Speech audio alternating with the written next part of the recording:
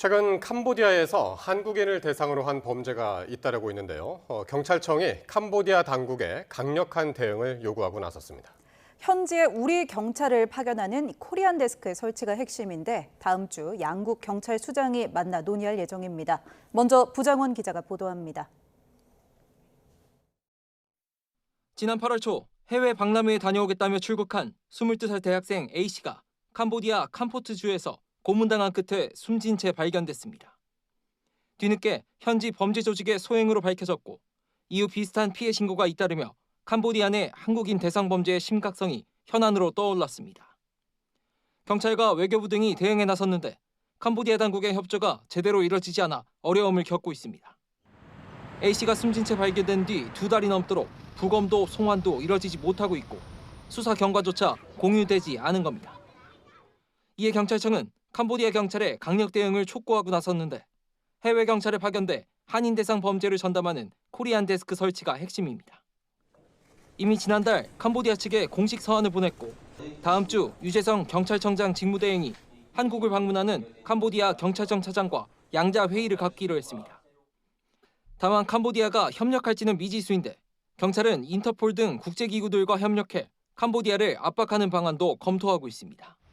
경찰은 또 관계당국과 협의해 동남아 지역 경찰 영사 파견 확대와 국제 공조수사 인력 30명 증원을 추진하고 조만간 박성주 국가수사본부장이 직접 캄보디아로 가 현지 상황을 점검할 계획입니다. YTN 부장원입니다. 대통령실은 캄보디아에서 잇따라 발생하는 한국인 대상 범죄의 피해 확산을 막기 위해 현지의 수사 인력을 급파하기로 했습니다. 강유정 대변인은 브리핑에서 위성락 국가안보실장 주재로 유관 부처 관계자가 참여한 TF 회의를 처음으로 열어 이같이 결정했다고 밝혔습니다.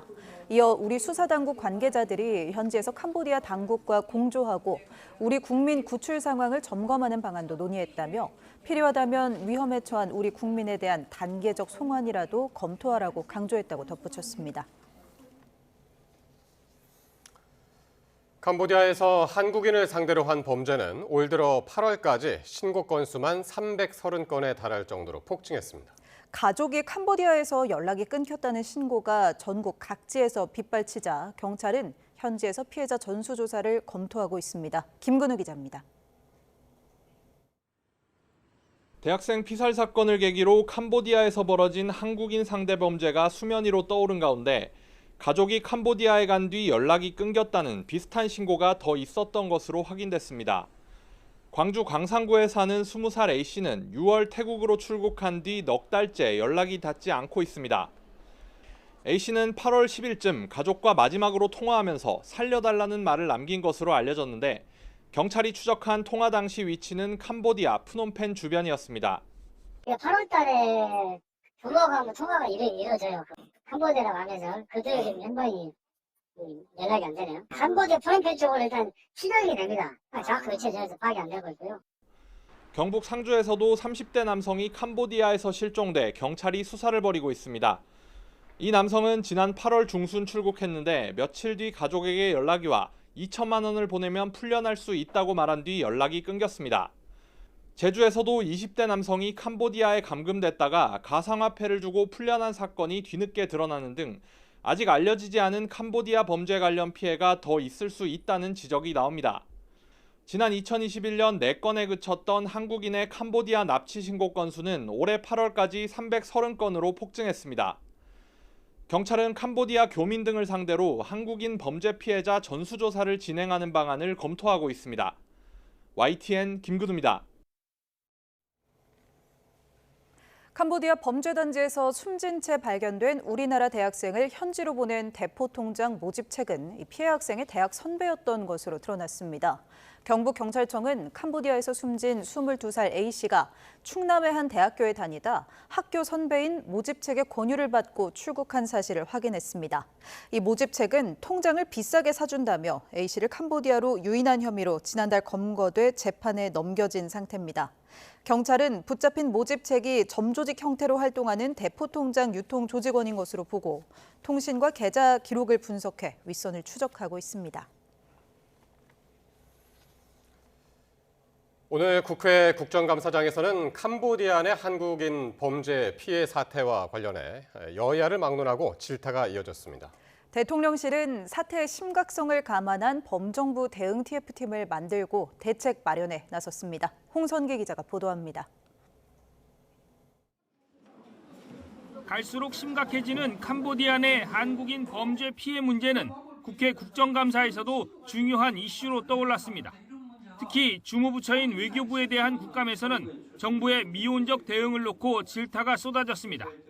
남의 나라 가가지고 대한민국 국민이 300명, 400명, 500명이 감금, 납치해서 감금되고 거기서 연락 두절이 되고 있는 그런 상황이 확인된 거 아니에요? 이렇게 의원들은 최근 2, 3년 새 한국인들의 캄보디아 내 범죄 피해 신고가 급증했는데도 정부 대응이 제자리였다고 비판했습니다. 현지 경찰의 소극적 대응도 문제지만 우리 공관 역시 이를 핑계 삼아 적극적인 대응을 하지 않았다는 겁니다. 그런데 외교부는 이런 문제들에 대해서 그동안 보면 강 건너 불구경하는 것 같다. 당사자가 직접 신고해야 되니까 우리는 말바가 아니라 알아서 하세요라는 것 같다는 느낌을 지울 수가 없는 겁니다.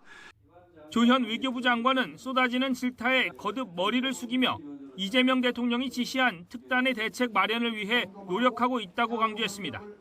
그러나 외국 영토 안에서의 범죄 대응이 자유롭지 않다는 점과 일부 범죄 피해자들이 피해 사실을 감추는 등의 어려움도 호소했습니다. 그중에 일부 인원들이 협조를 하지 않고 있는 현실적인 문제가 있다는 점을 말씀드립니다. 대통령실은 상황이 갈수록 심각해지자 국가안보실을 중심으로 관련 부처들이 참여하는 대응 TF를 구성하고 첫 회의를 열었습니다. 외교부와 법무부, 경찰청 등이 머리를 맞댄 범정부 TF에서는 캄보디아 당국의 협조 강화를 포함한 실질적인 특단의 대책을 강구할 계획입니다. YTN 홍성기입니다. 조희대 대법원장이 출석한 국회 법제사법위원회 국정감사에서는 여야의 난타전이 벌어졌습니다. 조 대법원장은 짧은 인사말로 증인 출석 요구에 응하지 않겠다고 밝힌 뒤 자리를 뜰 때까지 침묵을 지켰습니다. 윤흥성 기자가 보도합니다. 더불어민주당 주도로 일반 증인으로 채택된 조희대 대법원장은 국감장에서 6분 동안 미리 준비한 인사말을 읽었습니다. 대선 개입 의혹 관련 증인으로 국감장에 서는 건 부적절하다는 뜻을 분명히 밝힌 겁니다. 상권 분립 체제를 가지고 있는 법치 국가에서는 재판사항에 대해 법관을 감사나 청문의 대상으로 삼아 증언대에 세운 예를 찾아보기 어렵습니다. 하지만 추미애 법사위원장은 대법원장 이석을 허용한 관례를 깨고 의사진행을 이어갔습니다. 여권 의원들은 이재명 당시 대선 후보의 공직선거법 사건이 이례적으로 빠르게 진행됐다며 조 대법원장을 향해 집중 포화를 쏟아냈고 판결에 유무죄 당위성을 묻는 게 절대 아닙니다. 왜 대선 한복판에 정치에 뛰어들었는지 절차 문제를 묻습니다. 이른바 한덕수 전 국무총리와의 회동설도 다시 소환했습니다. 대법원장님, 한덕수 총리를 만난 적이 있습니까? 없습니까? 야당은 삼권 분립과 사법권 독립 존중을 위해 이석을 허용해야 한다고 맞서며 추 위원장 의사진행에 강력 반발했습니다. 위원장님의 논리대로 한다라면 저는 대통령도 상임위 국감에 나와야 되고 또 이 대통령의 무죄를 위해 다시 재판을 해보자는 것 같다면서 여권을 향한 비판의 목소리도 높였습니다. 한 사람의 이 범죄 사법 리스크를 다 무죄로 만들어주기 위해서 가장 중요한 우리가 지켜야 될 원칙인 삼권 분립의 원칙도 파괴하고 조 대법원장은 굳은 표정으로 정면만 응시하며 침묵을 지켰습니다. 그리고는 여야 의원 7명의 질의가 100분가량 진행된 뒤 감사 중지가 선언되자 곧바로 국감장을 떠났습니다.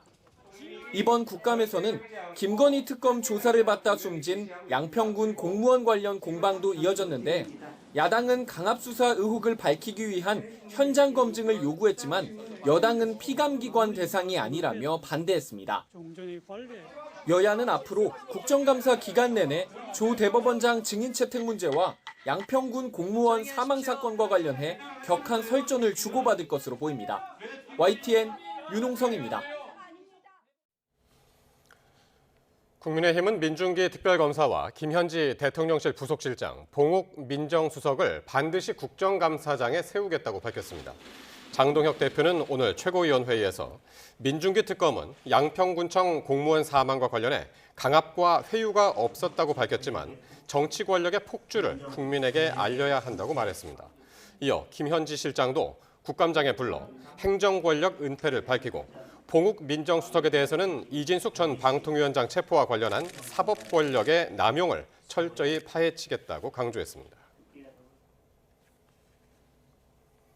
김현지 제1부속실장의 국정감사 출석과 관련해 대통령실 내부에서는 거부 기류가 형성된 것으로 파악됐습니다.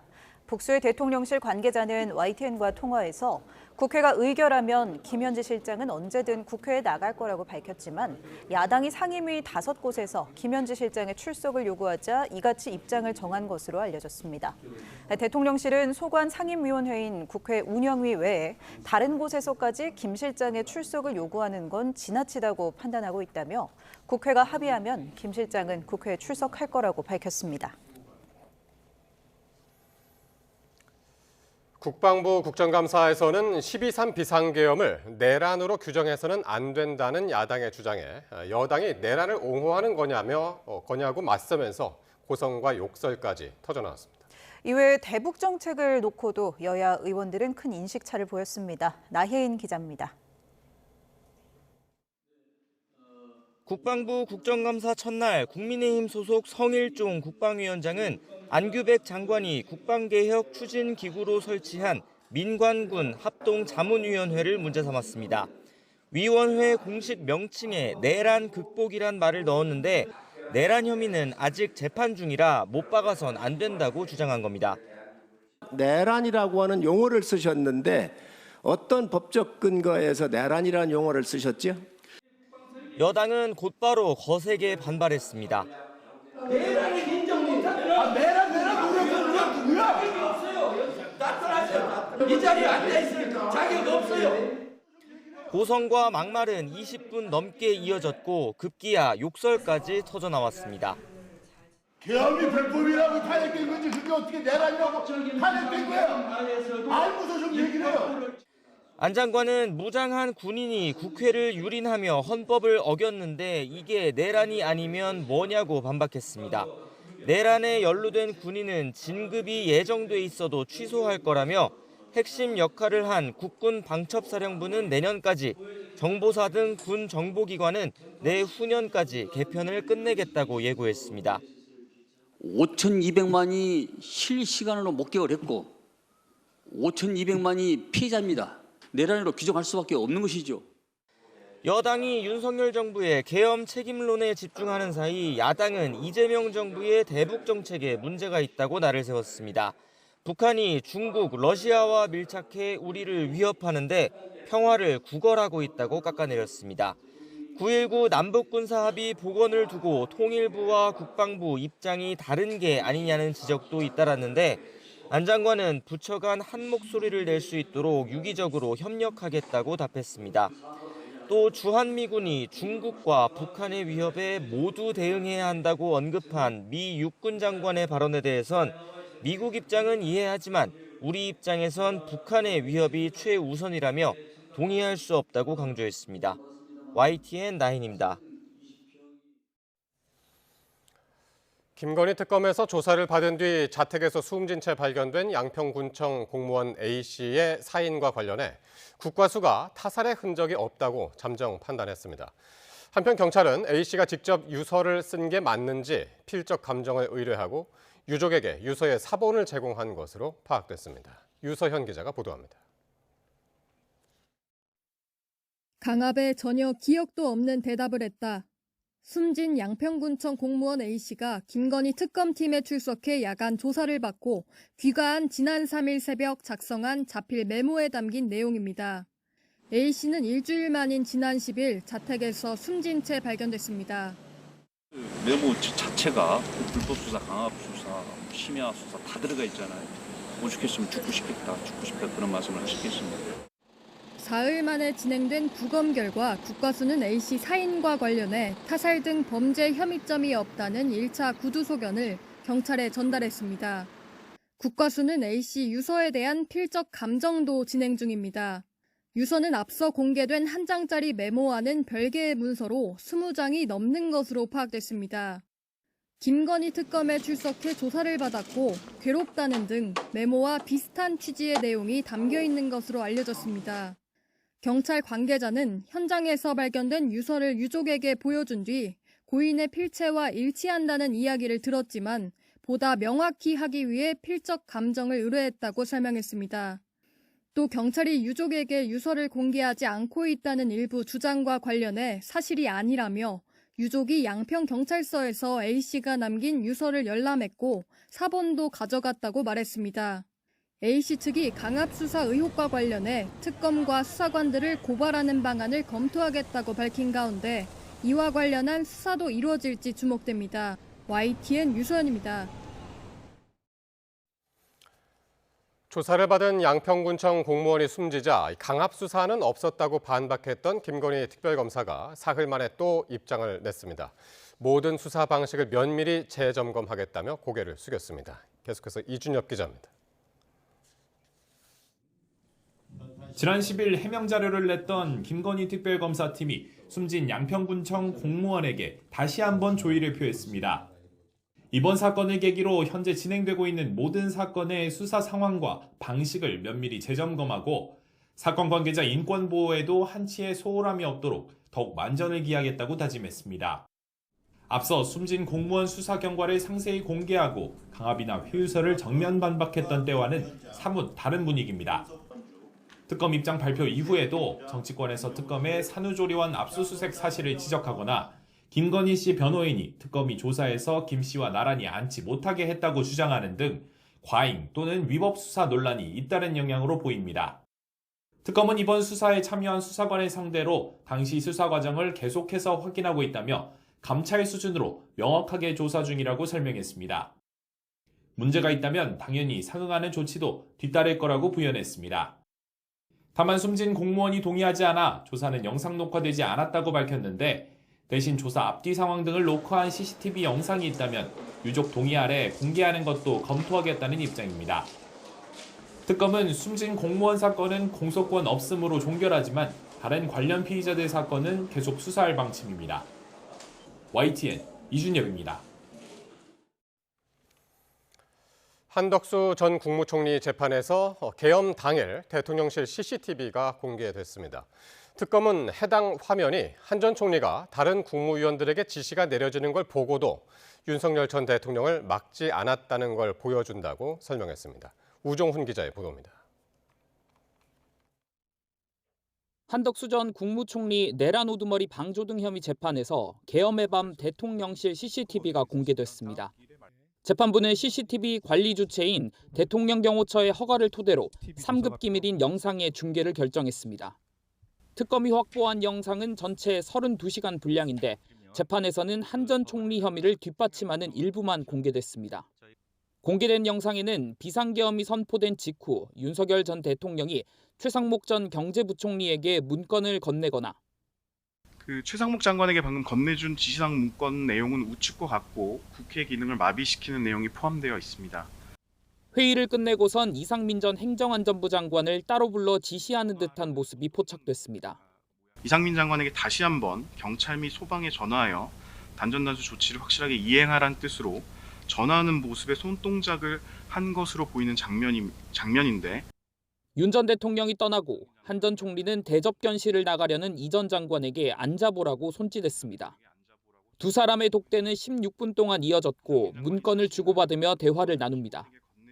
대접견실을 나설 땐 탁자에 있던 서류를 챙기는 모습도 담겼습니다.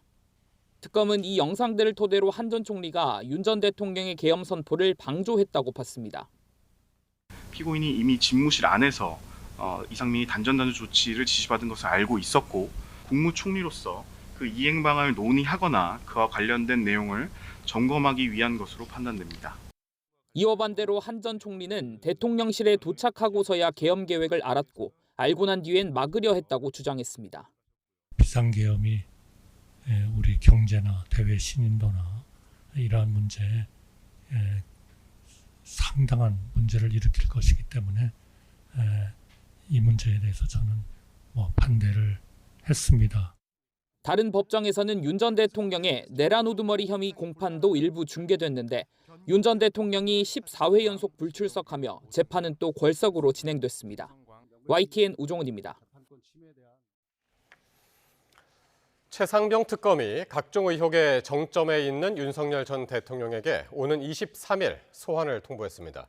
윤 전 대통령이 이번 소환에 불응한다면 최상병 특검에만 주어진 교정공무원 지휘권을 행사할지 주목됩니다. 권준수 기자입니다. 최상병 특검이 윤석열 전 대통령에게 오는 23일 오전 10시에 출석하라는 요구서를 보냈습니다. 수사 외압 의혹뿐만 아니라 이종섭 전 국방부 장관을 도피성으로 주 호주 대사로 임명한 의혹과 관련해 첫 소환 일정을 잡은 겁니다. 진상을 밝히기 위해 윤 전 대통령에 대한 조사가 반드시 필요한 만큼 윤 전 대통령이 자발적으로 특검에 출석하여 조사를 받기를 바랍니다. 다만 다른 특검 소환에도 불응하고 내란과 체포영장 방해 혐의 등 각 재판에도 모두 나오지 않고 있는 윤 전 대통령의 출석 여부는 이번에도 불투명합니다. 특검 관계자는 조사 한 번 하지 않고 재판에 넘기는 일은 없어야 한다는 게 방침이라며 조사 불응 시 형사소송법 절차 등을 하나하나 논의해 나갈 거라고 설명했습니다. 특검은 윤 전 대통령이 소환에 불응할 경우 교정공무원 지휘권을 행사하는 방안도 검토하고 있습니다. 교정공무원 지휘권은 법원의 영장 집행을 위해 교도관 등을 지휘할 수 있는 권한으로 개정된 최상병 특검법에만 포함됐습니다. 다만 특검은 출석 날짜를 23일로 잡은 것은 재판 등 다른 일정이 없고 준비할 시간적 여유도 고려한 것이라며 윤 전 대통령이 출석 요구에 응할 것을 기대하고 있다고 강조했습니다.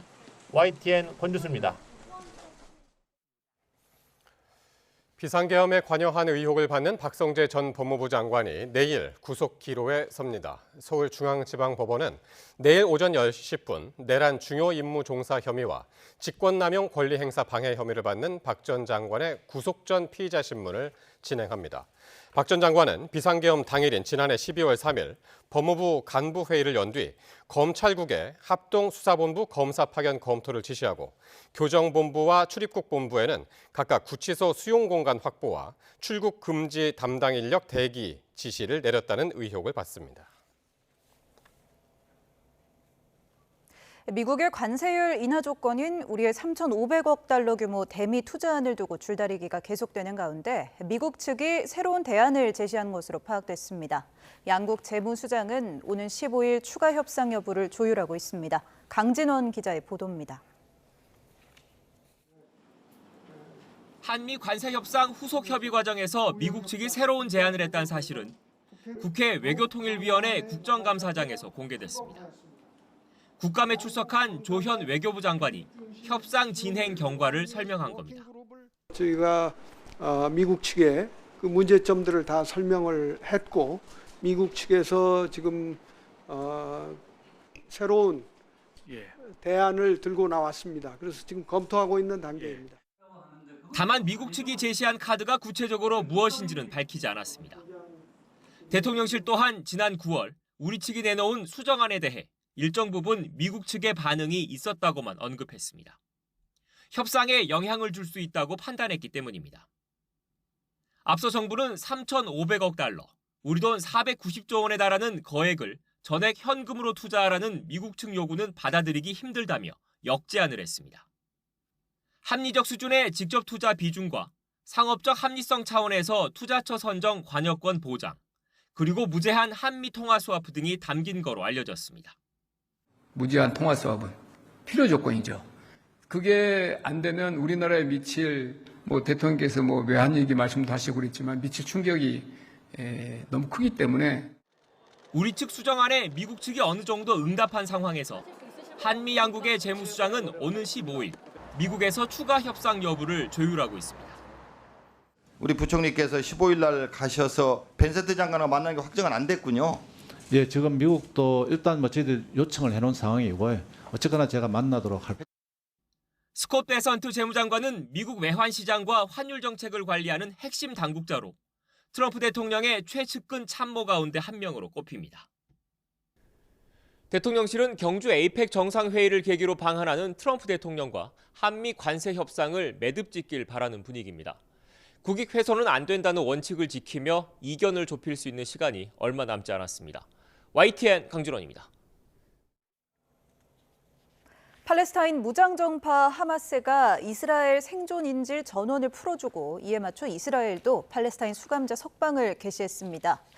인질 석방 직후 이스라엘을 찾은 도널드 트럼프 미국 대통령은 가자지구 전쟁이 끝났다며 중동의 변화의 시작점으로 기록될 것이라고 선언했는데요. 특파원 연결해서 자세한 소식 들어봅니다. 조수연 특파원, 석방 소식부터 전해주시죠. 네, 하마스는 현지 시간 13일 아침 이스라엘 인질 20명 가운데 첫 7명을 적십자에 인도했습니다. 이후 13명을 추가로 인계해 전원 석방이 완료됐습니다. 풀려난 인질들은 건강에 큰 이상은 없는 것으로 알려졌습니다. 이번 석방은 도널드 트럼프 미국 대통령의 중재로 10일에 발효된 이스라엘과 하마스 간 휴전 합의 1단계에 따라 이루어졌는데 전쟁 발발 후 737일 만입니다. 이스라엘 전역에서는 수많은 인파가 인질 인도 과정을 생중계로 지켜보며 환호성을 질렀습니다. 하마스는 2023년 10월 7일 이스라엘 급습 과정에서 모두 251명을 납치했습니다. 이들 가운데 최근까지 가자지구에 억류된 인질은 생존자 20명과 사망 인질의 유해를 포함해 48명인데 28명의 유해 인도도 이루어질 예정입니다. 하마스의 인질 석방과 함께 이스라엘은 종신형 선고를 받은 250명을 포함해 팔레스타인 수감자 1966명에 대한 석방을 개시했습니다. 하마스가 인질 전원을 적십자에 인계했다는 소식이 전해진 직후 팔레스타인 수감자를 태운 버스가 이스라엘 교도소를 출발해 가자지구에 도착했다고 로이터 통신이 전했습니다. 휴전 합의 2단계에서는 하마스의 무장 해제, 이스라엘군의 단계적 철수, 그리고 팔레스타인 민간 정부 수립 등을 논의하게 됩니다. 네, 이번 인질 석방이 트럼프 대통령의 이스라엘 방문을 바로 앞두고 성사됐죠? 네, 맞습니다. 백악관은 트럼프 대통령이 이스라엘로 향하는 기내에서 석방 장면을 지켜봤다고 전했습니다. 트럼프 대통령이 탄 전용기는 하마스가 인질 7명을 1차로 적십자에 인도했다고 발표하고 1시간 반 뒤 텔아비브 인근 벤구리온 국제공항에 착륙했는데요. 트럼프 대통령은 도착 직후 기자들에게 이스라엘과 하마스 간 전쟁은 끝났다며 하마스가 무장 해제 계획을 따를 것이라고 말했습니다. 이어 이스라엘 의회 크네세트 연설에서는 새로운 중동의 역사적 새벽을 선언하고 이 순간이 모든 변화의 시작점으로 기록될 것이라고 말했습니다. 또 이스라엘은 무력으로 얻을 수 있는 모든 것을 얻었고 이제 전장에서 테러리스트들에 대한 승리를 평화와 번영이라는 궁극적인 성과로 전환할 때라고 강조했습니다. 하마스 대변인은 AFP-통신에 트럼프 대통령의 종전 선언을 환영하며 이스라엘이 가자 주민들에 대한 공격을 재개하지 않도록 모든 중재자와 국제사회가 보장해달라고 촉구했습니다. 베냐민 네타냐후 이스라엘 총리는 하마스를 상대로 놀라운 승리를 거두었다고 주장하면서 평화에 전념하겠다고 다짐했습니다. 또 휴전 합의를 이끈 트럼프 대통령에게 찬사를 보내면서 역대 미국 대통령 가운데 이스라엘의 최고의 친구라고 강조했습니다. 트럼프 대통령은 셰바 의료센터에 들러 인질과 가족들을 만난 뒤 곧바로 이집트 샤름 엘셰이크로 향합니다. 이곳에서 압델 파타 엘시시 이집트 대통령과 함께 가자지구 평화를 위한 정상회의를 주재할 예정인데요. 이 회의에는 영국과 프랑스, 튀르키예 등 유럽과 중동 20여 개국 정상이 참석해 휴전 협정의 지지를 표명하고 앞으로의 실행 방안을 논의합니다. 이집트 외무부는 참석자들이 가자지구 전쟁 종식을 위한 문서에 서명할 것으로 보인다고 전했습니다. 지금까지 YTN 조수연입니다.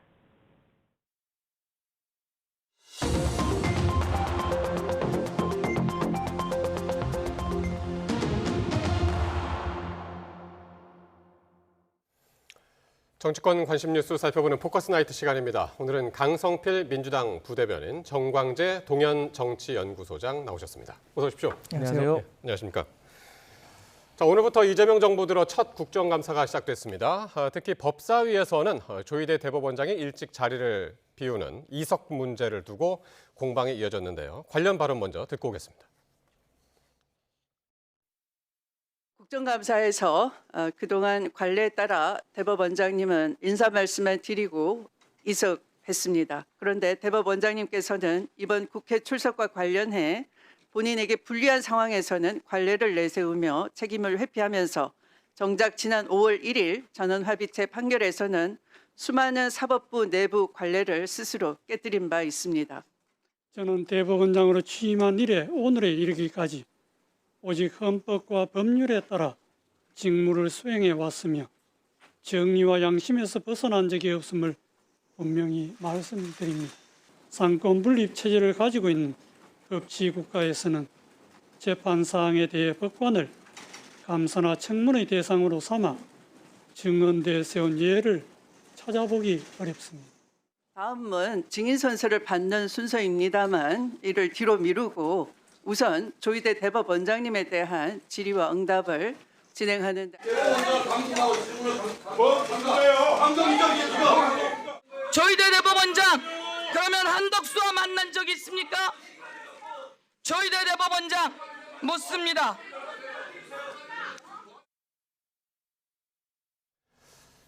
자, 보통 이제 통상 국감장에서는 인사말만 하고 자리를 비우던 관례와 달리 조희대 대법원장이 오늘 국감장에서 직접 질의를 받는 상황이 벌어졌습니다. 정말 좀 어수선하고 아수라장이라는 표현도 나왔었고 두 분 어떻게 보셨는지 궁금합니다. 일단 이제 국민의힘에서는 조희대 대법원장이 법사위에 나와가지고 저렇게 질의를 받는 모습이 헌정사에 없었다, 유례없는 일이다라고 이제 비판을 하고 있죠. 그럼 저희 민주당은 이렇게 말씀드릴 수가 있을 것 같아요. 헌정사에 조희대 대법원장처럼 대선에 개입하고 그래 과거 지기현 판사의 그 구속 산정 기간이 이례적이었음에도 불구하고 거기에 대한 설명이 없다는 점. 그리고 지기현 판사와 관련된 이 구설수에 대해서도 제대로 된 해명이 없다는 점. 그래서 이러한 것들에 대해서 저희 민주당은 조희대 대법원장이 유례없는 일을 계속해서 벌려왔기 때문에 저희 민주당과 법사위원들도 유례 없이 조희대 대법원장에 대해서 국회에서 헌법 61조와 국회법 121조에 명시되어 있는 이 법적 절차에 따라서 질의할 수밖에 없다, 이런 말씀 드립니다. 예, 어떻게 보셨나요? 삼권 분립과 사법부 독립, 또 재판부 독립이라는 가치가 상당히 위험한 지경에 이르렀다는 사실을 단편적으로 보여준 오늘의 장면이었다고 생각합니다. 사실 처음이 쉽지 두 번, 세 번 이와 같은 장면을 연출하는 것은 어려운 일이 아니라고 생각합니다. 민주당이 국회에서 다수의 의석을 갖고 있다는 이유만으로 사법부의 영향력을 행사하려는 듯한 움직임, 국민이 다 목도했다고 생각합니다.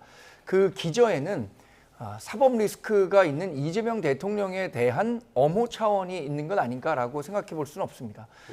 조희대 대법원장에 대한 압박 수위를 높이고 이에 따라서 사법부에 대한 일종의 겁박을 통해서 지금 그 중지돼 있는 재판, 사실 언제 재개돼도 따로 얘기할 부분이 없는 사안인데 이런 것들에 대해서 종합적으로 사법부를 계속해서 압박하려는 움직임이 국정감사로까지 이어진 것으로 봤습니다. 예, 조희대 대법원장이 앞에서 이제 인사말을 하고 1시간 반 동안 저 자리에 이제 오늘 앉아 있었잖아요. 근데 그 사이에 이 대통령 사건의 파기 환송 결정이라든가 아니면 윤 전 대통령이나 한덕수 전 총리와 만난 적이 있느냐, 앞서서 서영교 의원 발언도 이제 보셨습니다만은 계속해서 그런 질문이 들어갔고, 근데 조 대법원장은 계속해서 침묵으로 일관하는 그런 모습을 봤고. 국민의힘은 이거를 이제 감금 사태라고 표현을 했습니다. 이 감금이라는 거는 그야말로 이 강제적으로 못 나가게 하는 걸 우리 감금이라고 표현을 하잖아요. 근데 조희대 대법원장을 저희가 강제적으로 못 나간 게 아니라 법에 정해져 있기 때문에 조희대 대법원장이 못 나가는 겁니다. 그러니까 국민의힘에서는 자꾸 대법원장이 국회에 나와서 인사말만 하고 나갈 수 있다라고 하는데 그건 잘못된 겁니다. 국회에 나온 이 기관 증인들은 참고인이든 기관 증인이든 이 상임위의 위원장이 판단을 해서 이석해도 좋다고 판단이 되면 그때 이석해도 좋습니다라고 허가를 하는 것이고 그 허가를 득한 이후에 나가는 거거든요. 그런데 다시 말씀드리지만 저희 민주당이 판단을 했을 때는 조희대 대법원장은 이 국민의 대표자인 국회의원의 질문에 답을 해야 될 의무가 있는 겁니다. 다시 말씀드리지만 지금까지 87년 이전이든 이후든 간에 대법원장의 대선에 개입을 해가지고 대한민국 국민의 대통령을 뽑을 선택권을 훼손하려고 하는 그런 시도를 한 대법원장이 없었습니다. 그렇기 때문에 지금까지는 어떤 사법권의 독립이라든지 대법원장과 또 헌법재판소라든가 이런 사법부의 어떤 존중의 차원에서 이석을 허했던 거거든요. 그런데 지금의 상황은 그게 아닌 겁니다.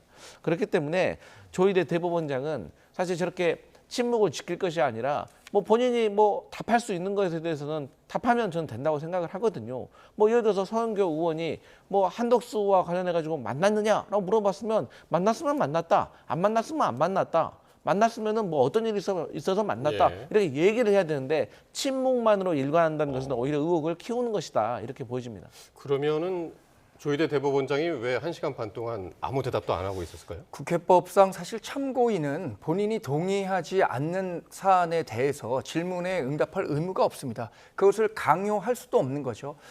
조희대 대법원장은 지금 증인 채택이 된 것이 아닙니다. 불출석 사유서를 냈고 증인으로 참석하겠다라는 의사를 밝힌 적도 없죠.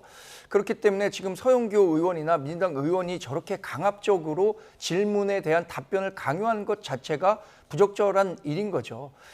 그리고 이번 그 사안을 계속 들여다봤을 때는 결국은 민주당은 왜 대선에 개입하려고 했느냐 이런 것을 묻고 있는데 오늘 천대엽 법원 행정처장이 분명하게 얘기를 했습니다. 당시에 왜 그런 결론이 나올 수밖에 없었는지 이례적으로 이르다라고 생각하지만 1심의 기간이 2년 2개월이라고 해서 굉장히 길었고요. 1심과 2심의 판결이 법리적으로 완전히 다른 방안을 내놨습니다. 이에 대한 국민적인 의혹을 그러니까 의구심을 해소하는 차원에서 빠른 답변을 내놓을 수밖에 없었다라고 얘기를 했죠. 그것이 어떻게 부당한 대선 개입이라고 하는지 정치적 공세의 일환이라고 볼 수밖에 없기 때문에 조 대법원장으로서는 여러 가지 민주당 의원이 질문한 것에 대해서 답변하기가 어려웠을 것이라고 생각합니다. 미셸 오바마가 이런 말을 했었죠. 그들이 저열하게 갈 때 우리는 그래도 품격과 고상하게 가야 한다 이런 얘기를 했는데 저는 조 대법원장의 오늘 침묵이 침묵했지만 그 침묵으로 하고 싶은 여러 가지 이야기들을 대신했다라고 생각합니다. 예. 그래서 이제 천대엽 법원 행정처장이 옆에 앉아 있는 모습 지금 계속 보셨습니다만은 계속해서 이제 조 대법원장이 이석을 요청했으나 추미애 위원장이 이제 그거를 이제 받아들이지 않았고. 결국에는 조 대법원장이 인사말에서 이런 얘기를 했습니다. 법관을 증언대에 세우면 재판하는데 위축이 되고 외부의 눈치를 보는 결과에 이를 수 있다. 이렇게 얘기한 것을 가지고 이제 증언대에 서지 않겠다. 이렇게 얘기한 것이나 다름없었다. 이제 그렇게 해석이 되는 수밖에 없을 것 같아요. 근데 이제 저희 민주당도 원래는 이제 조희대 대법원장을 이 증인으로 채택을 하려고 했잖아요. 그런데 오늘 이제 급하게 이 참고인으로 변경을 한 겁니다. 그것은 제가 생각했을 때 이제 이 증인보다는 참고인이 낮은 단계의 이제 출석인 거잖아요. 그리고 이제 참고인은 본인의 감정까지도 뭐든지 얘기를 할 수 있고 우리 정 대변인께서 말씀하셨던 것처럼 또 얘기 안 하고 싶으면 안 할 수도 있는 건데 이게 일종의 저는 배려라고 생각을 했다고 생각합니다. 그런데 이건 있습니다. 그러니까 이재명 대통령의 공직선거법과 관련해 가지고 이 다수 의견이 새로운 법리를 제시를 한 거예요. 그 새로운 법리란 게 뭐냐면 이 공직에 출마하려고 하는 사람은 일반인보다 표현이 제한된다라는 것은 기존에 있었던 새로운 법리가 아니라 새로운 법리인 거거든요. 그러면 이런 새로운 법리를 파기환송에 적용을 하려고 하면은 충분한 논의가 있어야 되고 또 1심과 2심이 판단이 달랐다는 것은 오히려 더 유력한 대선 후보의 재판이기 때문에 더 신중을 기해야 된다는 것이고 또 소수 의견을 냈던 이 대법 법관들이 뭐라고 했냐면 충분한 논의와 기록 검토 없이 합의가 이루어졌다라고 얘기를 했어요. 그렇기 때문에 저희 민주당이 봤을 때는 지난 대선을 앞두고 조희대 대법원장의 이재명 대통령의 공직선거법과 관련해 가지고 이 속도감 있는 이례적인 이 재판의 속도를 두고 저희는 지적하지 않을 수가 없다라는 것이고 결국에는 이 부분에서도 국민들도 판단할 것이다 이렇게 생각합니다. 오늘 이제 국회에서 국감이 있었고 모레 수요일에는 대법원 현장에서 이제 현장 국감을 하겠다는 건데 그게 이제 민주당의 이제 계획인데 그때는 어떻게 되는 겁니까? 오늘 있었던 그 모습이 다시 재현이 되는 건가요? 사실 현장 국감이라는 것도 87년 헌법체제 이후에는 사상 처음 있는 일입니다. 대법원에 대해서는. 조희대 대법원장으로서는 오늘 보였던 이상의 어떠한 메시지를 내기도 굉장히 어려울 겁니다. 지금 얘기했었던 삼권 분립과 헌법 가치 훼손 외에 어떤 이유를 들어서 본인이 답변을 안 할 수 있는 근거를 찾을 수 있겠습니까? 이런 얘기를 했잖아요. 법관을 증언대에 세운 것 자체로 법원 판결에 영향을 줄 수 있다, 위축될 수 있다 이런 말씀하셨는데 이미 한국 사회에서 현실화되고 있는 거 아닙니까? 특검이 청구하는 구속영장에 대해서 지금 이른바 법원에서 자동문이라고 판단이 될 정도로 굉장히 광범위하게 구속영장이 발부되고 있습니다. 이진숙 전 방통위원장에 대한 체포영장 청구와 관련해서도 비록 체포 적부심 심사에서는 그것이 잘못됐기 때문에 풀어주라고 했지만 그 영장 자체가 발부된 것도 어쩌면 민주당이 계속해서 사법부를 압박하고 있기 때문에 사법부 구성원들이 일부 알아서 기고 있는 건 아니냐 이런 평가까지 나오고 있다는 점을 고려한다면 앞으로 계속해서 민주당이 이렇게 사법부 압박 수위를 높이는 현실 이런 상황에서 삼권 분립은 훼손될 수밖에 없습니다. 오늘 그리고 이 법사위 국정감사에서 이슈가 또 하나 있었습니다. 양평군 공무원 사망 사건이었는데 그 사건의 현장 검증 여부를 놓고 여야가 또 충돌했습니다. 국민의힘은 민중기 특별검사를 반드시 국감장에 세우겠다면서 강경한 입장을 보였는데요. 그 발언 한번 들어보시겠습니다. 민중기 특별검사를 반드시 국정감사장에 세워야 할 것입니다. 양평 공무원의 극단적인 선택에 대해서 민중기 특별검사는 강압과 회유가 없었다고 밝혔습니다. 공무원의 진술서에 나와 있는 그 심리적 압박감과 강압, 회유, 그것이 특별검사에게는 기본값이기 때문에 강압과 회유가 없었다고 밝힌 것 같습니다. 지금 장동혁 대표 이야기는 이제 오늘 국감장은 아니었고 그보다 앞서는 오늘 아침 회의에서 최고위 회의에서 이제 한 발언이었는데요. 국민의힘이 지금 들으신 대로 민중기 특검의 강압 수사 의혹을 제기하면서 특검을 특검하는 이 특검법 발의를 추진한다고 했는데 이거 발의가 된 겁니까? 네, 발의했고요. 지금 의혹이라고 하기에는 구체적인 정황들이 그 망자가 남긴 메모에 고스란히 남아 있는 겁니다. 본인이 기억하기 어려운 사안에 대해서도 회유와 겁박을 통해서 왜 기억 못하느냐 이런 식으로 했었던 것이 이 고인이 남긴 메모에 그대로 드러나 있는데 이 정도면 지금 특검이 우리가 해보니 그런 것이 없었다라고 얘기한다면 국민이 과연 납득할 수 있을까요? 국민이 납득할 수 없을 때 어떤 그런 의혹이 남아있을 때 민주당이 했었던 이야기 뭡니까? 그런 국민적 의혹을 불식시키기 위해서 독립된 검사, 특검 조사가 필요하다라고 얘기해서 지금도 3개 특검이 작동하고 있는 거잖아요. 이 정도 의혹이 된다면 사실 검찰이든 경찰이든 빨리 수사를 해야 합니다. 그런데 지금 정권을 잡고 있는 민주당과 이재명 대통령 검찰 체제 내에서 경찰 체제 내에서 과연 얼마나 독립된 수사가 이루어질 수 있는가에 대한 의문이 제기될 수밖에 없고요. 그런 경우엔 특검하라고 그동안 제도를 만들어 왔었기 때문에 국민의힘이 107명 전원의 이름으로 특검법을 발의해 놓은 상태입니다. 민주당이 이 특검법안에 대해서 국회에서 통과시켜줄 가능성 전 뭐 현실적으로는 지금 낮다고 생각하지만 그동안 본인들이 해왔던 주장에 충실하다면 당연히 논의를 해야 하는 사안입니다. 지금 화면으로 보시지만 이제 의총장이었는데 전체적으로 이제 검은색 양복에 검은색 넥타이를 메고 이제 상복 차림이었단 말이에요. 어떻게 보셨습니까? 그러니까 저는 이 정치가 확실히 역지사지, 부메랑 이런 것을 잘 생각해봐야 된다고 생각해요.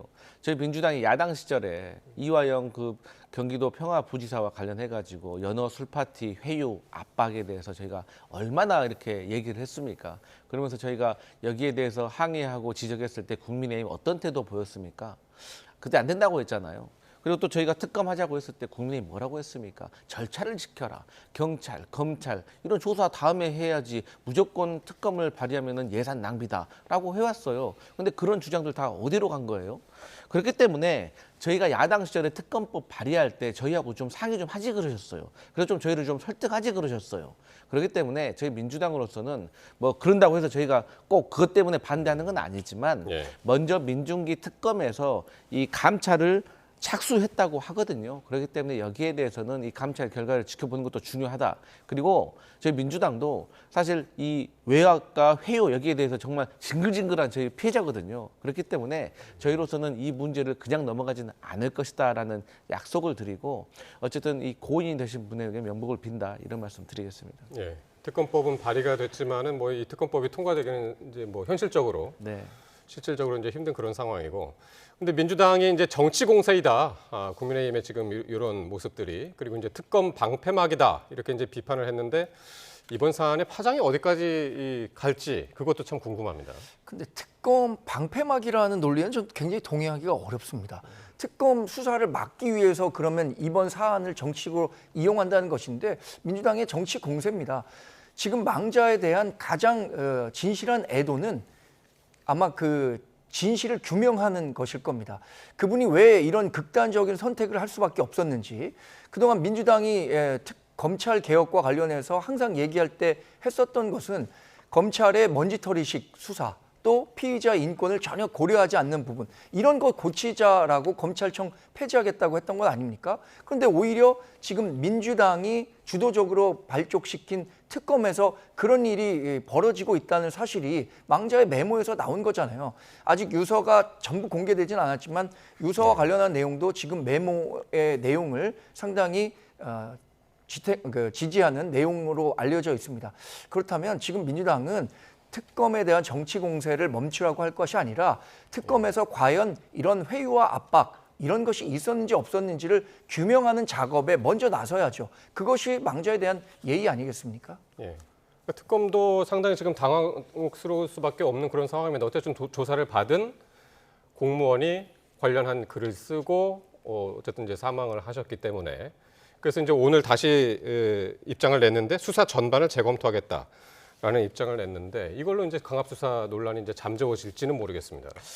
근데 이제 국민의힘에서 이렇게 말을 해요. 그러니까 뭐 검찰의 폐해를 없애기 위해서 뭐 이번에 검찰청 폐지도 시킨 거 아니냐, 그러면서 여기에 대해서 민주당이 나서서 해결해야 되냐, 뭐 이런 주장을 하십니다. 그런데 이 그 양평 공무원을 조사한 이 팀에는요, 검사가 없어요.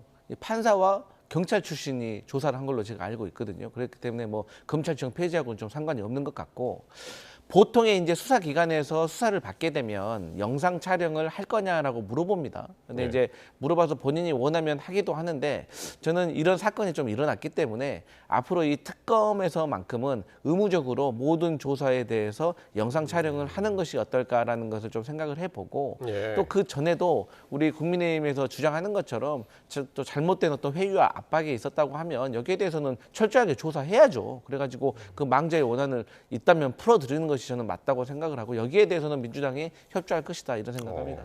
근데 오늘 그 국민의힘에서는 현장 검증이 필요하다 해서 특검 가자고 그랬었잖아요. 그렇습니다. 그런데 꼭 하나 좀 점검해봐야 할 것은 이겁니다. 김선교 의원과의 연관성에 대해서 자꾸만 특검이 문제 제기를 했다는 거예요. 그러니까 김선교 의원과 전혀 관련이 없는 일임에도 불구하고, 본인 그렇게 진술했음에도 불구하고 해당 관련한 얘기를 지속적으로 물어봤고, 그것에 대한 부담감이 결국에는 이런 극단적 선택을 하는데 가장 중요한 역할을 했다라는 평가들이 나오고 있는 거잖아요. 김성교 의원이 참고로 전 양평 군수죠. 그렇습니다. 양평 군수를 지냈고 지금 국민의힘 소속 국회의원이죠. 경기도당위원장도 맡고 있는데, 이런 것이 특검이 처음 발족될 때부터 국민의힘은 완전히 배제된 상태에서 민주당과 조국혁신당 주도로 특검 후보가 선정이 됐습니다. 그때부터 정치적 편향성에 대한 의심의 목소리가 많았는데, 실제로 이런 정치적 방향성을 갖고 수사를 하는 것 아니냐라는 의구심만 이번 사태로 더 키운 것 아니겠습니까? 특검은 저는 그 이번 국정감사에도 증인으로 채택돼서 이번 일에 대한 소상한 설명을 해야 한다고 생각하는데, 민주당에서 또 그걸 받아들이지 않고 있단 말이에요. 그 저희가 뭔지 이해하기 어렵습니다. 근데 국민의힘은요, 자꾸 뭐 특검을 민주당이 이렇게 뭐 마음대로 정했다 이런 말 자격이 없습니다. 왜냐하면 저희 민주당이 야당인 시절에 물론 처음에는 민주당과, 그러니까 국민의힘을 제외한 다른 야당에서 특검을 지명해야 된다라고 말했지만 하도 안 받아주니까 우리가 대법원장이 추천하는 거, 변협이 추천하는 거 다 이렇게 제안을 했었잖아요. 근데 그때 걷어찬 거 국민의힘이에요. 그러다가 불법적인 비상경으로 정권 바뀌어가지고 이 특검과 관련해가지고 지명권을 잃은 것이 국민의힘이기 때문에 특검 관련해가지고는 국민의힘에서 그것을 비판할 자격은 좀 없는 것 같고, 또 김성교 이 의원이 이 양평 고속도로와 관련해가지고 상당한 의심을 받고 있는 분입니다. 제가 알기로는 원희룡 전 국토부 장관하고 함께 출국 금지까지 3번 연장된 분으로 알고 있어요. 근데 이분이 이 메모를 또 공개하니까 상당히 또 의심스러운 생각이 드는 건 어쩔 수가 없는 것 같아요. 그리고 이제 민중기 특검 같은 경우도 나름대로 그때의 분위기를 알고 있기 때문에 그런 억울함을 호소하는 것이고, 하지만 억울함은 억울한 것이고 또 어떤 진상을 규명하는 건 규명하는 것대로 저는 진행돼야 된다 이렇게 생각합니다. 예. 이번에는 외통위로 가보겠습니다. 외통위의 이제 외교부 상대로 한 이제 국감이었는데 캄보디아의 납치 감금 사건이 주요 쟁점으로 떠올랐습니다. 여야를 막론하고 정부의 대응을 강하게 질타했는데 한번 직접 목소리 들어보시겠습니다. 외교부는 이런 문제들에 대해서 그동안 보면 강 건너 불구경하는 것 같다. 당사자가 직접 신고해야 되니까 우리는 말바가 아니라 알아서 하세요라는 것 같다는 느낌을 지울 수가 없는 겁니다. 대통령의 특단의 대책이 뭐예요? 아니, 특단의 대책이 있으면 미리 빨리 했으면 좋겠죠. 그게 뭐가 있어요? 특단의 대책이 전용기 보내가지고 500명 다 구출해서 그렇게 이제 귀국시켜야 될 거예요? 그게 여러 가지로 좀 복잡한 문제들이 있습니다. 공개적으로 말씀드리기가 좀 곤란하다는 점을 좀 이해해 주시기 바랍니다. 예, 캄보디아 이 사태가 굉장히 심각합니다. 보니까 올해 1월에서 8월까지만 해도 거기서 이제 캄보디아에서 실종됐자는 신고 건수만 한 330건 된다고 그러는데 캄보디아 범죄 피해에 대한 정부의 적극 대응 필요성 들으신 것처럼 이제 여야가 모두 이제 한 목소리를 냈습니다. 이번 사태 어떻게 보십니까? 국가는 왜 존재하는가? 국민의 생명과 안전, 재산을 보호하기 위해서 존재하는 거죠. 그런데 지금 앵커께서 말씀하신 것처럼 올해에만 330건의 캄보디아 내 실종 사건이 발생했습니다. 이 기간 동안에 우리 정부는 무엇을 했으며 외교 당국은 어떠한 노력을 했는지, 지금 이번 사망 사건을 계기로 부각이 되고 있지만 그 전서부터 왜 이런 더 많은 관심을 갖지 않았는지에 대한 부분 지금 점검해야 하는 시기죠. 당연히 국정감사를 통해서 왜 이렇게 사태를 키웠었는지에 대한 원인 파악에 나서야 한다고 생각하고요. 특히 이 과정에서 꼭 묻지 않을 수 없는 것은 지난 7월에 캄보디아 대사가 이제 임기를 마치고 공석이 됐습니다.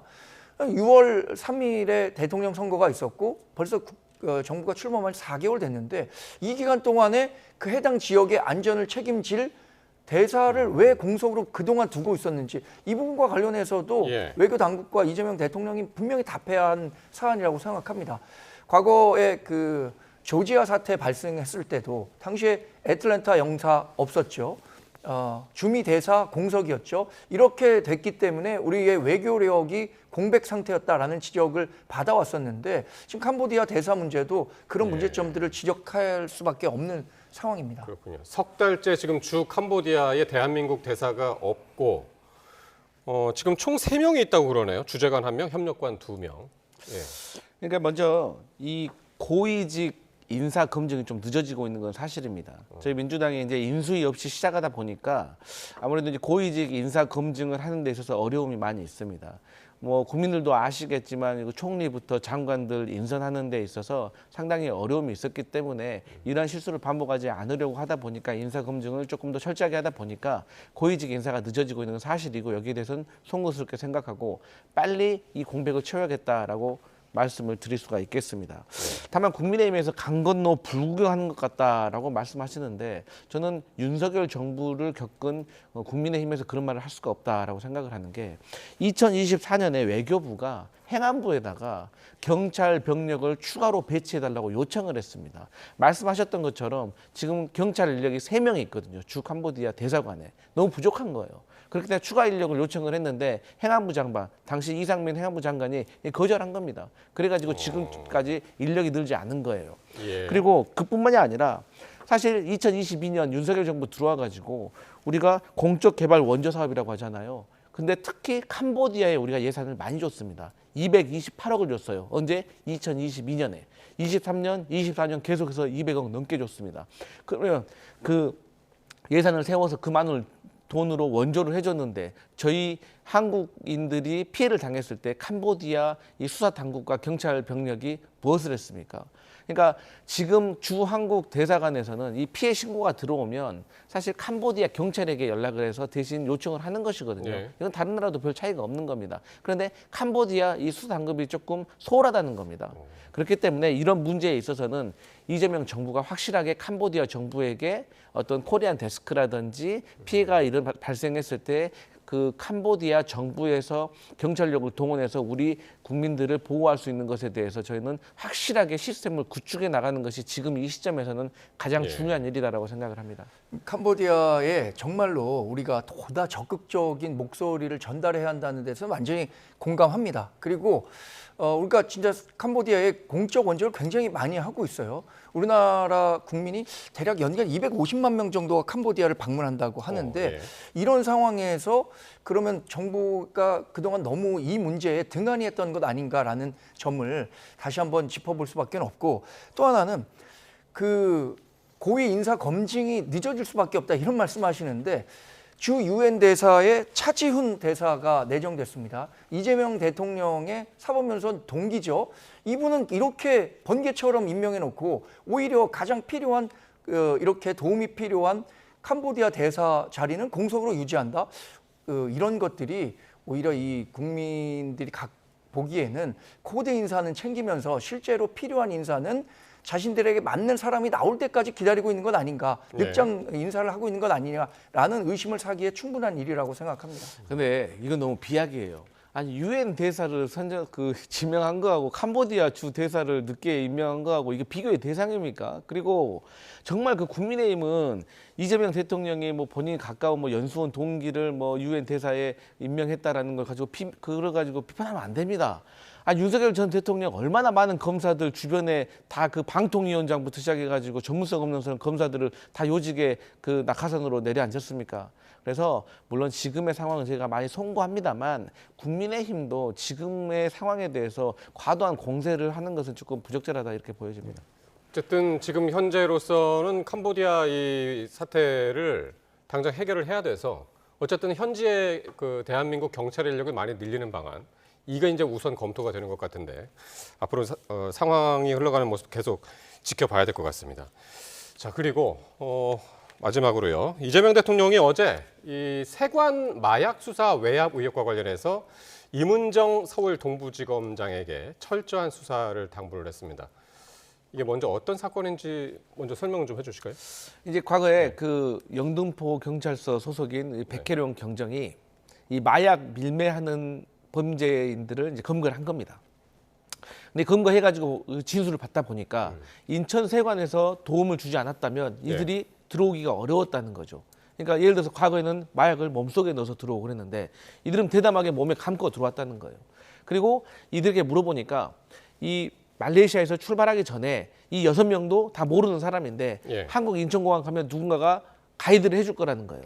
근데 그 가이드 해준 사람이 인천세관 직원이었다는 거예요. 그래서 사람들이 쓰지 않는 다른 게이트를 열었고 마약 탐지견도 없었다는 거예요. 그래서 여기에 대해서 이제 수백 킬로그램의 마약을 이제 마약 그 밀매팀을 검거를 해가지고 당시 윤희근 경찰청장에게 칭찬까지 받았죠. 그래서 언론 브리핑까지 준비하고 있는데 이때 이제 외압이 들어왔다고 말을 하고 있는 겁니다. 그 외압을 준 사람은 조병로 그 당시 이제 서울 경찰청 생활안전관, 그래서 경무관으로 알고 있습니다. 이분이 뭐 같은 공무원들끼리 존중을 해야 된다. 그리고 내가 뭐 진급하게 되면 우리 백혜룡 과장 승진에도 뭐 노력하겠다, 힘쓰겠다, 뭐 이런 식으로 외압을 줬다는 것이 있고 그 이후로 수사가 이제 흐지부지 된 것이고 백혜룡 경정은 알 수 없는 이유로 이제 자천이 된 것이죠. 지금 이제 화면에 계속 보이고 있는 저 인물이 백혜룡 과장입니다. 경정. 백혜룡 경정인데 영등포서 형사 이과장이고 지금 말씀하신 대로 이 세관 마약 수사 관련해 가지고 초기 수사를 이끌다가 외압 의혹을 폭로한 그런 이제 당사자인데 그 한동훈 전 대표가 여기에 대해서 반발을 했습니다. 자신이 이제 법무부 장관 재직 시기와 이제 맞물려 있는 거죠. 대통령이 마약을 척결해야지 마약으로 정치를 하면 안 된다. 이게 이재명 대통령한테 이제 한 이야기인데. 네. 그 외압의 실체가 있었는지에 대해서 의혹을 제기했을 뿐 그 외압의 실체가 있었는지는 아직 규명이 되지 않은 겁니다. 그 백혜룡 경장이 하는 일방적인 주장인 거죠. 그럼 지금 정권 4개월이나 지났는데 그 외압이 있었다면 벌써 드러나지 않았을까요? 저는 이 백혜룡 경정이 주장하는 외압의 실체라는 것에 대해서 아직 규정된 것이 없고, 더군다나 이분이 뭐 언론 인터뷰나 방송을 통해서 자꾸만 당시에 법무부 장관을 했었던 한동훈 전 국민의힘 대표, 또 이원석 전 검찰총장이 외압의 주인공이다 이렇게 얘기를 하고 있는데, 너무 터무니없는 주장이니까 한동훈 전 대표도 이분에 대해서 민사상 형사상으로 명예훼손 혐의 고소를 해놓은 상태입니다. 그리고 어떠한 근거도 제시하지 못하고 있는데 갑자기 이 사람을 그 마약 수사와 관련해서 이재명 대통령이 거기에 가서 일하도록 하라 이렇게 인사 지시를 한다는 것 자체가 부적절하고요. 또 하나는 대통령이 법무부 장관이 아니라 바로 동부지검장에게 이 수사와 관련해서 이게 지시를 하는 것은 실정법 위반이다 이런 얘기를 동시에 하고 있는 건데, 그런 논란을 의식해서인지 대통령실도 처음에 했었던 서면 브리핑을 취소하고 그것을 정성훈 법무장관에게 지시한 것이다라고 수정해서 이야기했지만, 대통령실에서 뭔가 좀 이런 부분에 대한 체크가 덜 되고 있다라는 인상은 지울 수가 없습니다. 그러니까 이번 이슈는 이제 크게 두 가지입니다. 하나는 이제 본질적인 거죠. 윤석열 정부 당시에 대통령실이 마약 의혹을 수사하는 경찰에 외압을 행사를 했냐, 이 부분이 하나고, 또 하나는 지금 방금 말씀하신 이재명 대통령이 직접적으로 특정 사건 수사를 언급하면서 수사 지시를 한 것 같은, 여기에 대한 적절성 문제, 바로 이 부분인데, 두 번째 문제에 대해서는 어떻게 보시나요? 일단 이제 대통령과 관련해 가지고는 대통령이 법무부 장관에게 지시한 거라고 대통령실에서 밝혔기 때문에 저는 사실 그와 관련해 가지고 그게 큰 문제가 될 수 있나, 저는 그런 생각이 있는 것이고, 지금 현재 이 백혜룡 경정이 이 마약 수사와 관련해 가지고, 또 특히나 인천 세관의 외압과 관련해 가지고는 가장 많은 정보를 가지고 있고 최근까지 수사를 진행해왔던 분입니다. 이분은 좌천된 이후에도 스스로 계속해서 이 수사를 해왔다고 하더라고요. 정보를 수집했다고 하더라고요. 그렇기 때문에 적임자라는 것은 뭐 전 국민들도 공감하실 거라고 생각을 하고, 결국에는 이제 이 당시에 백혜룡 경정에게 외압을 넣었던 조병록 경무관이라는 분이 이 일이 알려져가지고 폭로로 인해 가지고 징계를 받을 상황이었는데 징계를 또 받지 않았습니다. 그렇기 때문에 여기에 대해서는 이 외압이 있던 것이 아니냐라고 의심할 수밖에 없고, 원래 외압이라는 것이 은밀하게 이루어지는 것이기 때문에 사실 바로 쉽게 밝혀지는 것은 아닙니다. 그렇기 때문에 이 한동훈 전 대표 그리고 이원석 전 검찰총장이 연루되었는지는 수사를 해보면 알 일이다. 그런데 그 수사 외압이 있었다는 것을 폭로하는 그 자체를 가지고 비판을 하는 것은 좀 부적절하다 이렇게 생각합니다. 예, 알겠습니다. 오늘 말씀 여기까지 듣겠습니다. 지금까지 강성필 민주당 부대변인, 정광재 동현정치연구소장과 함께했습니다. 고맙습니다.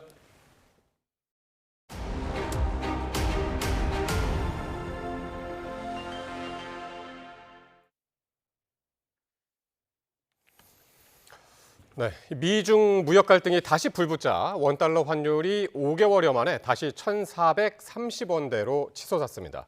외환 당국은 면밀히 시장 상황을 점검하고 있다며 1년 반 만에 구두 개입에 나섰습니다. 손효정 기자의 보도입니다.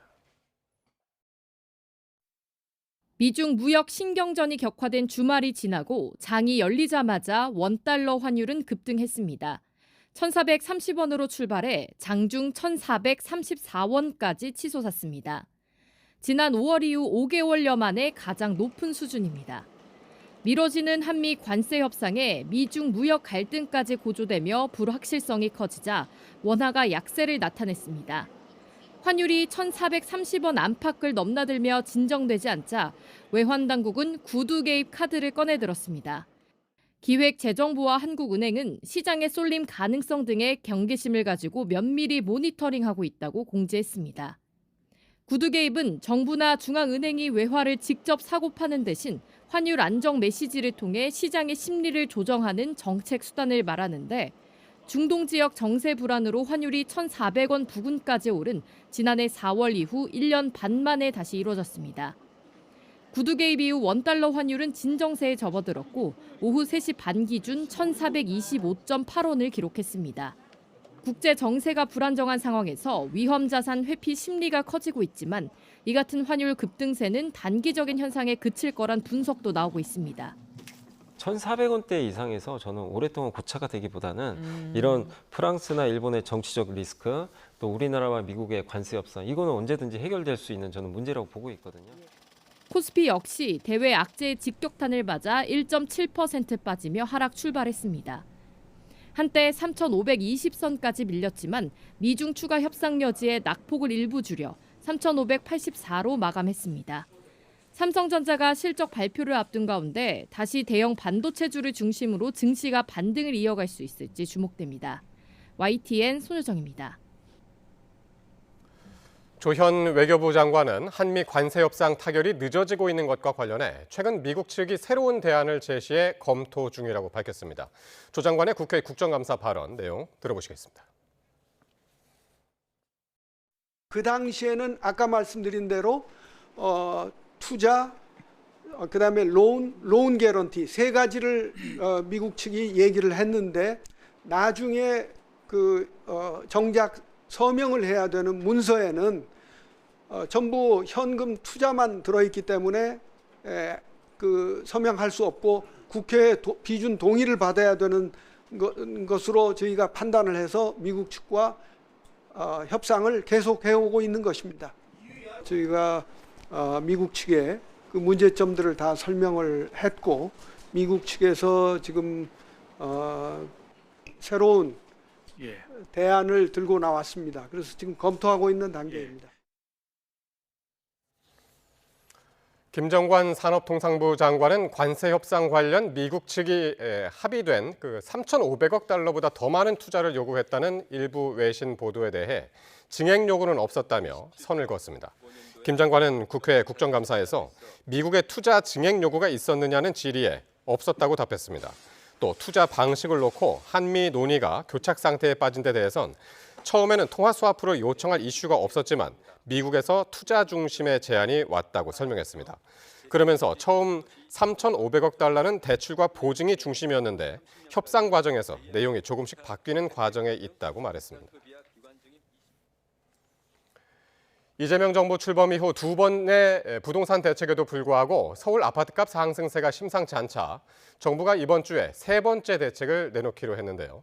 김윤덕 국토부 장관은 규제 지역 확대가 불가피하다면서 구체적인 방안을 검토하고 있다고 밝혔습니다. 보도에 최두희 기자입니다.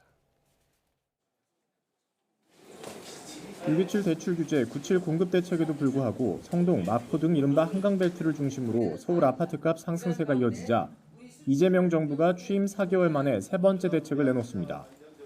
발표 시점이 초읽기에 들어간 가운데 강력한 규제책이 나올 것으로 보입니다. 조만간 발표할 계획으로 있고요.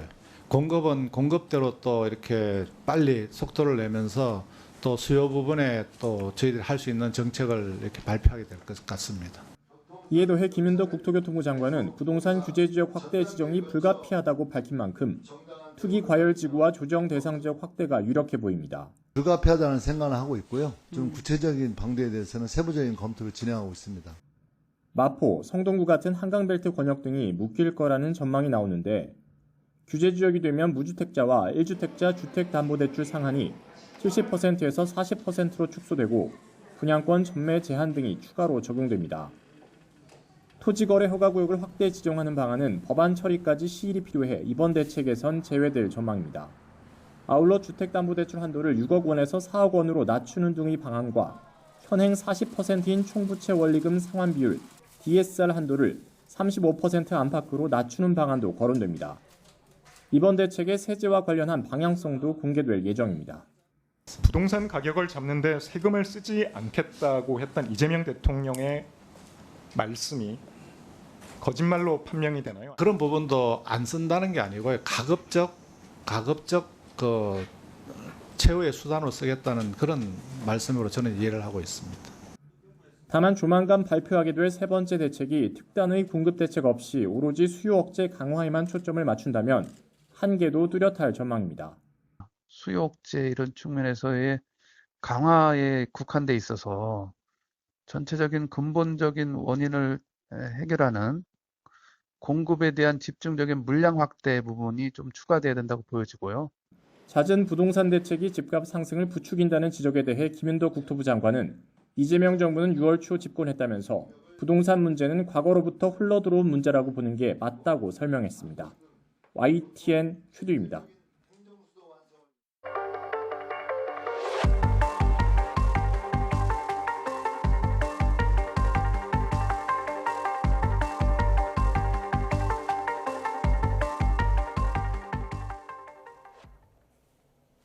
취업 사기를 당해 캄보디아 범죄단지에 감금됐다가 지난달 초 겨우 구출된 피해자 가족을 YTN 취재진이 만났습니다.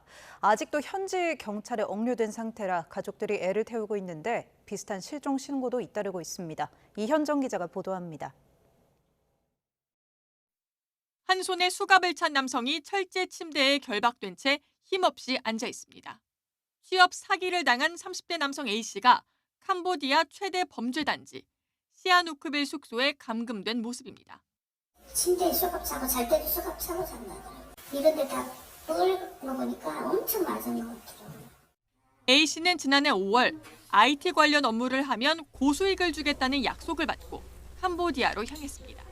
돈을 많이 벌어서 엄마 호강시켜줄게. 걱정하지 말고 돈 많이 벌어 갖고 올게. 그러면서 간 거예요. 그런데 막상 도착한 회사는 여권과 휴대전화를 모두 빼앗고 보이스피싱을 시키는 범죄 조직이었습니다. 신고하면 고문하겠다는 협박까지 이어졌고 조직원 20여 명이 탈출하지 못하도록 24시간 내내 감시했습니다. 다른 피해자가 간신히 구조 요청에 성공하면서 A씨도 지난달 초 현지 경찰에 구출됐지만 조사가 끝나지 않았다는 이유로 지금까지 경찰서 유치장에 구금된 상태입니다. 3명이가 있었다. 그때 생각하고 말을 눈물이 나고. 겨우 한국으로 돌아온 피해자들 역시 정상적인 일상생활이 어려운 상황. 20대 남성 B씨 역시 지난해 10월 허위 구인 광고를 보고 캄보디아에 입국했다가 일주일 감금 끝에 교민 도움으로 탈출했는데 귀국한 지 1년이 가까이 지났어도 후유증은 여전합니다. 갔다 와서 한참 밖에도 나가지 않고 사람들이 자기를 감시하고 있다는 등 약간 불안해하고. 현지 교민들은 지금도 비슷한 실종 신고가 잇따르고 있다며 범죄 단지에서 위험을 무릅쓰고 탈출하다 크게 다친 경우도 있다고 말합니다. 맞은 그런 그대로 해서 도망쳐 나오고 어떤 친구들은 2층, 3층에서 뛰어내려가지고 다리 다쳐서 오는 친구들도 있고 그래요. 현재로서는 캄보디아 취업 사기로 발생한 피해 규모를 가늠하기조차 어려운 가운데 실태 파악이 시급해 보입니다. YTN 이현정입니다. 캄보디아에서 한국인을 상대로 한 감금과 실종 사례가 잇따르고 있는 가운데 충북에서도 관련 신고가 접수됐습니다. 충북 음성경찰서는 아들이 캄보디아에 감금된 것 같다는 부모의 신고가 접수돼 사실 확인에 나섰습니다. 신고자는 아들이 지인 2명과 캄보디아에 여행을 갔는데 프놈펜의 한 건물 안에서 감시를 받고 있다며 SNS로 연락이 왔다고 진술한 것으로 전해졌습니다. 경찰은 이들의 신원 확인과 불법 행위 가담 여부 등을 수사하고 있습니다. 대전경찰청은 동남아로 출국한 30대 남성 A씨가 연락이 끊겼다는 신고를 접수해 수사에 착수했다고 밝혔습니다. 경찰은 실종된 A씨의 여동생인 B씨가 오빠와 연락이 닿지 않는다며 경기 시흥경찰서에 신고했고 지난 10일 사건을 이첩받아 수사 중이라고 설명했습니다. A씨는 지난 2월 SNS를 통해 사업을 구상하러 베트남에 간다, 캄보디아에서 텔레마케팅 사업을 할 것 같다는 등의 연락을 남긴 것으로 알려졌습니다. 제주에서는 20대 남성이 캄보디아에 감금됐다 가상화폐를 주고 풀려난 사건에 대해서 경찰이 수사하고 있습니다. 제주 서부경찰서는 A씨가 지난 6월 사기를 당해 빚을 갚기 위해 캄보디아로 갔다가 현지 조직에 감금돼 3,500만 원 상당의 가상화폐를 주고서야 풀려난 것으로 보고 있습니다. 경찰은 A씨 외에도 캄보디아에서 감금이나 협박을 당했다는 피해자 2명의 사건도 함께 수사 중입니다. 이렇게 최근 돈벌이를 미끼로 우리 국민을 캄보디아로 꿰어낸 뒤 납치, 감금하는 일들이 잇따르고 있죠. 그런데 YTN 취재 결과 단순 여행객에게까지 무차별적으로 범죄 조직이 손길을 뻗치는 정황이 확인됐습니다. 출입국 과정에서의 개인정보 유출 우려가 커지는 상황인데요. 이 소식은 표정우 기자가 단독 보도합니다. 지난 8월 친구들과 함께 캄보디아 프놈펜으로 여행을 떠난 A씨는 입국 다음 날 중국어로 쓰인 수상한 문자 한 통을 받았습니다. 높은 급여와 숙소 제공을 조건으로 콜센터 아르바이트를 모집한다는 내용이었는데 마치 A씨를 아는 것처럼 콕 집어 외국인만 근무할 수 있다고 적혀 있었습니다. 어떻게 딱 도착하자마자 그 다음날 메시지가 딱 들어오냐고. 이런 문자를 받은 건 A씨뿐만이 아니었습니다. 함께 온 지인에게도 같은 문자가 발송된 겁니다. 당시 수상하게 여긴 A씨 일행은 문자에 답하지 않았는데 뒤늦게 캄보디아에서 돈벌이를 미끼로 한국인 납치 감금이 잇따른 사실을 알고 가슴을 쓸어내렸습니다. 일행이 3명이 갔는데 2명한테 그 비슷한 메시지가 왔어요. 얘네들이 정보를 어디서 그걸 입수를 했느냐. 한국에서 캄보디아로 꿰어내는 기존 수법과 달리 여행기 곁에 먼저 접촉해 온 건데 출입국 과정에서 개인정보가 범죄 조직에 유출된 것 아니냐는 우려가 나옵니다. 해외 여행하시는 국민들의 개인정보가 유출돼갖고 범죄라든지 다른 일 사고로 이어질 수 있으니까 안내해주고 조심시키는 거가 지금 현재로서는 급선무 아닐까 싶어요. 전문가들은 고수익 아르바이트 모집에 응하는 순간 유출된 개인정보를 발판으로 행해지는 범죄의 수렁으로 빠져 헤어나오기 어렵다고 강조합니다. YTN 표정우입니다. 캄보디아에서 고문 끝에 희생된 22살 대학생 A씨를 비롯해서 최근 이렇게 한국인을 대상으로 한 범죄가 폭발적으로 증가하면서 우리 국민을 불안에 떨게 하고 있습니다. 정부와 수사기관의 대처가 기대만큼 빠르지 못한 이 답답한 상황 속에 이른바 자경단까지 등장했습니다. 양희력 기자가 보도합니다. 지난달 캄보디아에서 한국인이 운영하는 온라인 사기 조직이 적발됐습니다. 푸놈펜 아파트에 위치한 사기 작업장에는 범행 가담을 강요당한 피해자 45명이 있었는데 이 가운데 무려 30명이 한국인이었습니다. 고수익을 보장한다는 구인글을 보고 캄보디아를 찾은 20대와 30대 한국인 2명도 전화금융 사기에 가담하란 협박과 고문을 받으며 호텔에 160일 넘게 갇혀있다 가까스로 구출됐습니다. 지난 2022년 고작 한 건에 불과했던 캄보디아 내 한국인 납치 신고는 올해 1월과 8월 사이에만 330건으로 폭증했습니다. 반면 주 캄보디아 대사관에 파견된 사건 사고 담당 경찰 인력은 3명에 불과해 대응에 역부족이란 지적이 나옵니다. 이런 현실 속에 캄보디아 등 동남아를 기반으로 활동하는 범죄 의심 인물들 신상을 공개하는 온라인 채널도 등장했습니다. 22살 대학생 A씨가 강제로 마약을 투약하는 거로 보이는 영상도 이곳에서 공개됐습니다.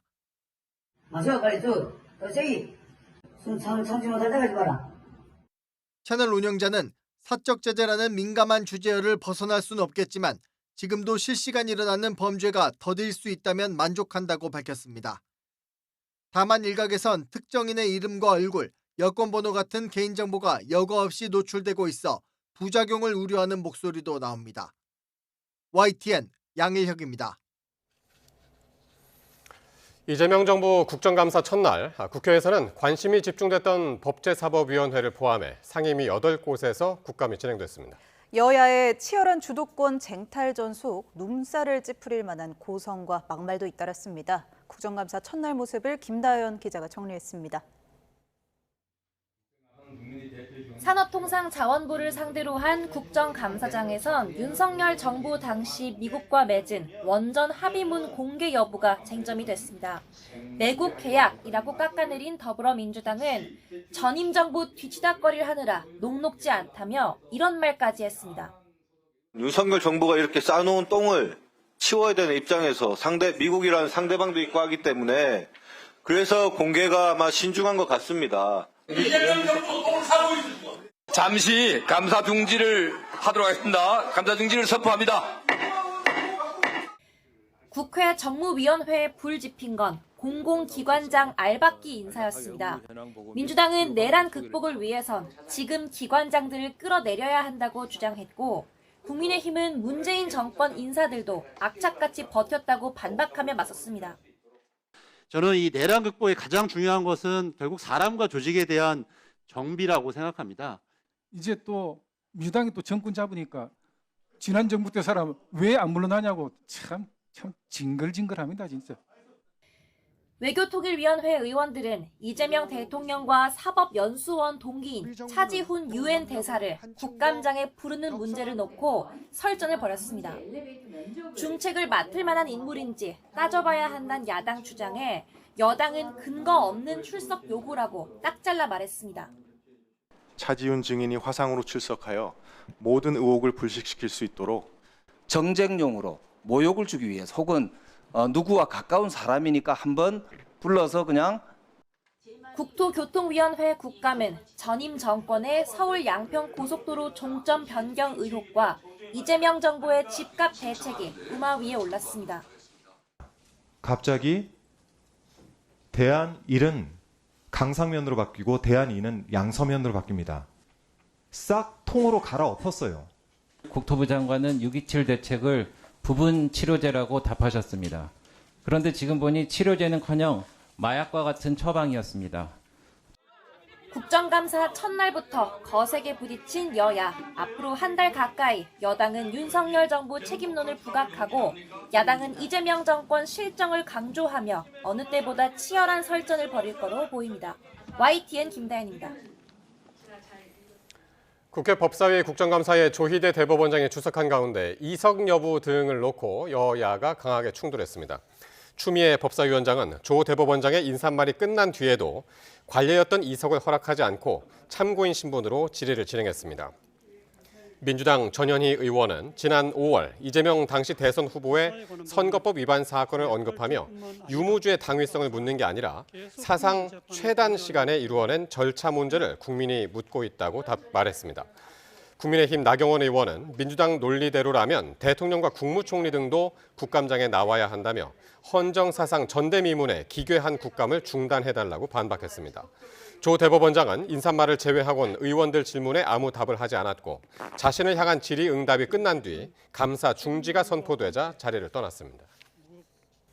천대엽 법원 행정처장은 서울중앙지법 직위원 부장판사의 술접대 의혹이 명백했다면 법원 감사기구에 의해 징계를 받았을 거라고 밝혔습니다. 천 처장은 오늘 대법원에 대한 국정감사에서 지 부장판사의 술접대 의혹과 관련해 강제 수사가 아닌 방법으로도 여러 자료를 갖고 비위 혐의가 명백하면 징계 조치를 하는 것으로 안다고 말했습니다. 최진수 대법원 윤리감사관도 현재 상태에서는 지 부장판사의 징계 사유를 찾기 어렵다고 설명했습니다. 배경훈 과학기술정보통신부 장관이 지난 정부의 주요 연구개발 예산 삭감과 관련해 최상목 전 경제수석이 10조 원으로 줄이라고 한 사실을 인정했습니다. 또 연구개발비 삭감으로 피해를 본 과학기술계에 사과한다고 덧붙였습니다. 보도에 이성규 기자입니다. 새 정부 출범 이후 처음 열린 과학기술정보통신부 국감에서는 지난 정부의 연구개발 예산 삭감이 다시 도마에 올랐습니다. 대통령실로부터 10조 원으로 맞추라는 그런 지시를 과기부가 받습니다. 네, 누가 지시했습니까? TF 조사 결과 자료에 따르면 최상목 당시 경제수석이 지시했다고 했습니다. 기억나셨습니까? 네, 기억났습니다. 지난 2023년 과기정통부는 다음해 주요 R&D 예산안을 25조 4천억 규모로 마련했는데 윤석열 전 대통령의 원점 재검토 지시 이후 최 전 수석이 삭감을 지시했다는 걸 인정한 겁니다. 이후 21조 9천억 원으로 늘어났지만 이 과정에서도 대통령실 입맛에 맞는 분야 위주로 증액됐다고 설명했습니다. 특히 그의 미국 순방 이후 글로벌 R&D 필요성이 강조됐고 관련 예산 확보 논의가 있었던 것으로 안다고 말했습니다. 저희가 이제 계속 보고를 설득했지만은 다소 이제 지금 의원님 말씀하신 거로 답을 한다면 끌려갔다고 볼 수 있겠습니다. 배 부총리는 R&D 삭감과 관련해 과학기술계에 사과의 뜻도 밝혔습니다. R&D 삭감으로 피해 입은 모든 분들께 사과의 말씀드리고 국회 과학기술정보방송통신위원회는 원자력안전위원회와 우주항공청 등을 대상으로 국정감사를 이어갈 예정입니다. YTN 사이언스 이성규입니다. 경찰은 세관 마약 수사 외압 의혹과 관련해 의혹을 처음 제기한 백혜룡 경정을 파견하라는 이재명 대통령의 지시와 관련해 검찰의 요청이 있으면 파견하겠다는 입장을 밝혔습니다. 유재성 경찰청장 직무대행은 오늘 정례 기자 간담회에서 현재 서울 동부지방검찰청에서 의혹 관련 조사가 진행 중이라며 이같이 밝혔습니다.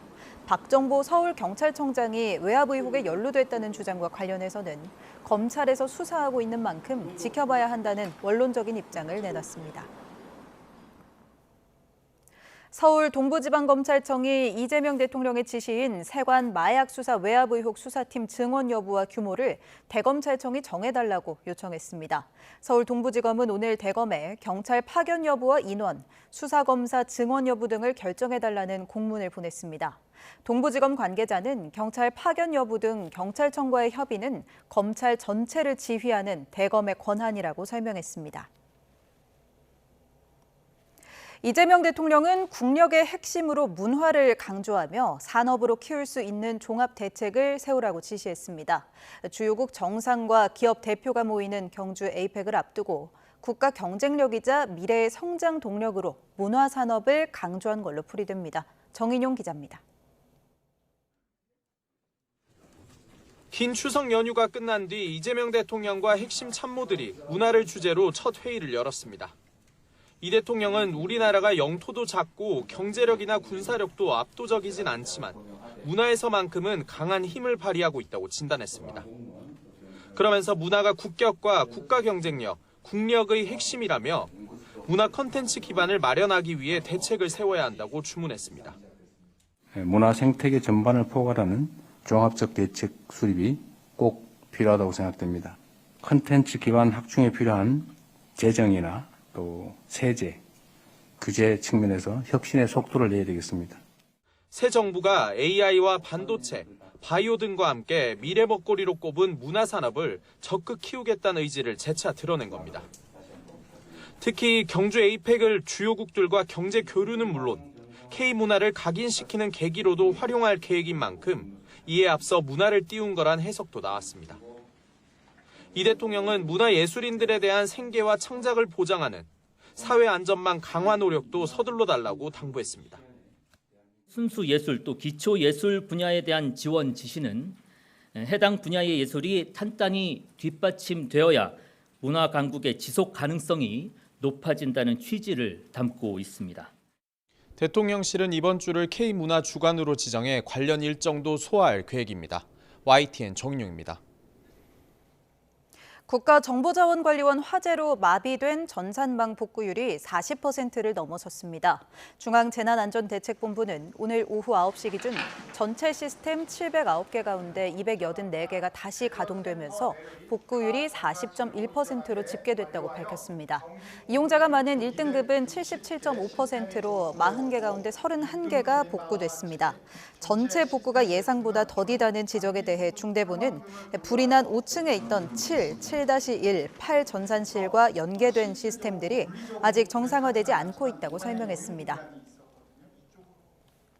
갯벌에서 홀로 구조활동을 벌이다 숨진 해양경찰관 고 이재석 경사 사건을 수사하는 검찰 전담 수사팀이 사고 당시 파출소 당직 팀장에 대한 사전 구속영장을 청구했습니다. 영흥파출소 전 팀장 이모 경위는 2인 출동 원칙을 지키지 않는 등 사고의 부실 대응에 이 경사를 숨지게 한 등의 혐의를 받고 있습니다. 배민혁 기자가 단독 보도합니다. 순직해경 전담수사팀이 사고 당시 영흥파출소 당직팀장 이모 경위에 대한 사전 구속영장을 청구했습니다. 추석 연휴 전날까지 피의자들을 불러 수사에 속도를 내던 검찰이 전격적으로 신병 확보까지 나선 겁니다. 당직팀장 이경희는 지난달 사고 당일 2인 출동 원칙을 지키지 않는 등 안전규정을 위반해 이 경사를 숨지게 한 혐의를 받고 있습니다. 사고 당시 규정보다 긴 휴식 시간을 팀원에게 부여하고도 근무일지를 허위로 작성하게 했다는 혐의도 받고 있습니다. 현재까지 입건된 피의자는 이광진 전 인천해경서장과 당시 영흥파출소장, 당직 팀장 등 모두 3명인데 당시 팀장인 이경희 외에 다른 지휘 책임자들에 대해서도 팀병 확보에 나설지 관심입니다. 검찰 관계자는 이번 순직해경 사건에 대해 이달 안에는 수사를 마무리하고 기소까지 마치는 게 목표라고 설명했습니다. 그런 만큼 검찰이 이경희의 신병을 확보한다면 함구지시 의혹에 대한 실체도 조만간 드러날지 관심이 쏠립니다. YTN 배민혁입니다.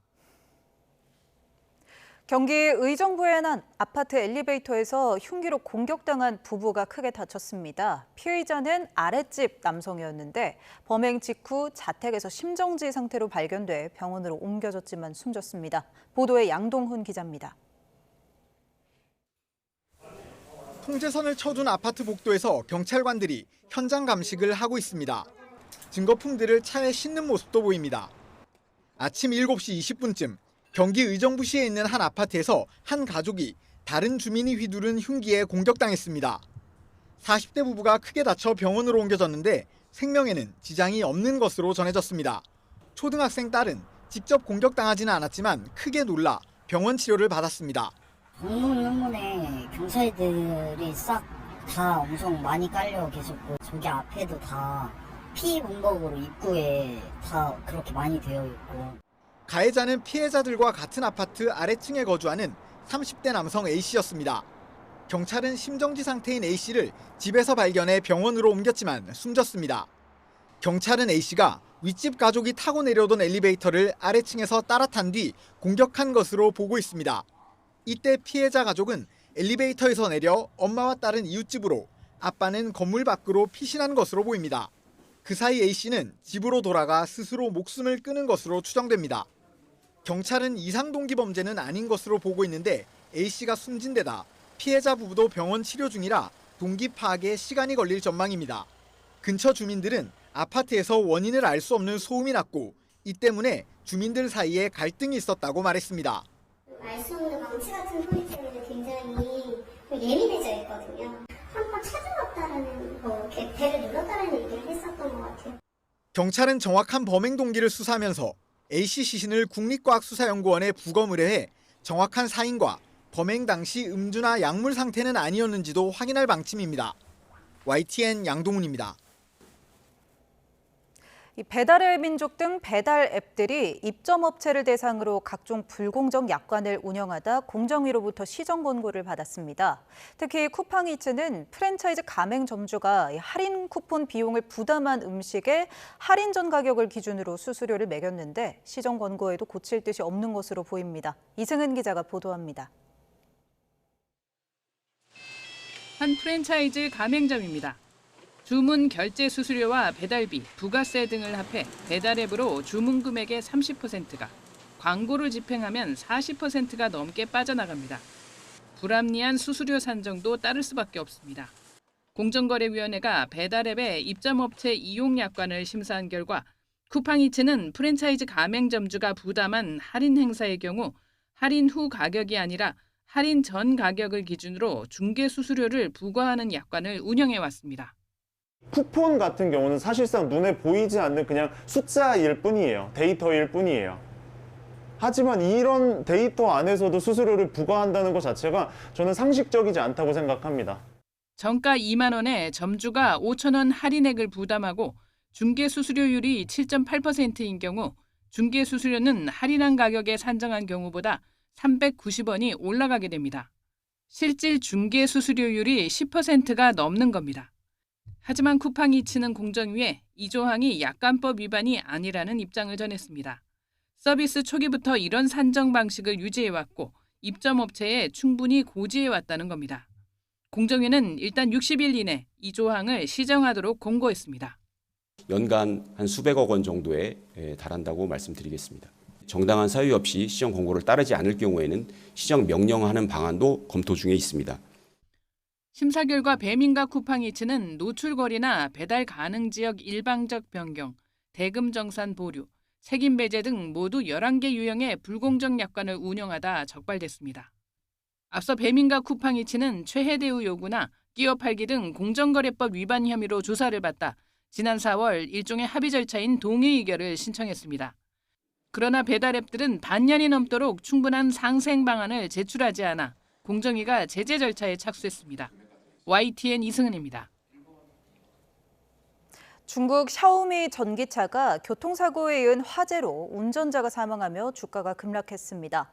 중국 매체들은 현지 시각 오늘 새벽 3시쯤 쓰촨성 청두 시내를 달리던 샤오미 전기차 SU7이 도로 녹지대를 들이받았다고 전했습니다. 사고 차량은 건널목에서 우회전 차량을 피하려고 급회전하다 미끄러진 것으로 전해졌습니다. 이후 차량에 불까지 붙었지만 차문이 열리지 않았고 운전자는 차량 밖으로 빠져나오지 못한 채 숨졌습니다. 사고 여파로 홍콩 증시에서 샤오미 주가는 장중 한때 8.7% 급락했고 최종 5.71% 하락한 49.08 홍콩 달러로 장을 마감했습니다. 영화 K-팝 데몬 헌터스 음원 열풍의 주역, 작곡가 겸 가수 이재가 YTN 뉴스에 출연해 세계적인 스타가 된 소감을 직접 밝혔습니다. 이재는 서울 마포구 상암동 YTN 스튜디오에서 진행한 인터뷰에서 캐대언 수록곡 작업기와 영미 팝 차트에서 돌풍을 일으키고 있는 노래 골든을 둘러싼 뒷이야기를 전했습니다. 오는 24일 아티스트로서 발표하는 첫 노래 In Another World도 소개했는데 생생한 이야기가 담긴 이재의 인터뷰는 모레 오후 4시 50분 YTN 뉴스 온에서 방송됩니다.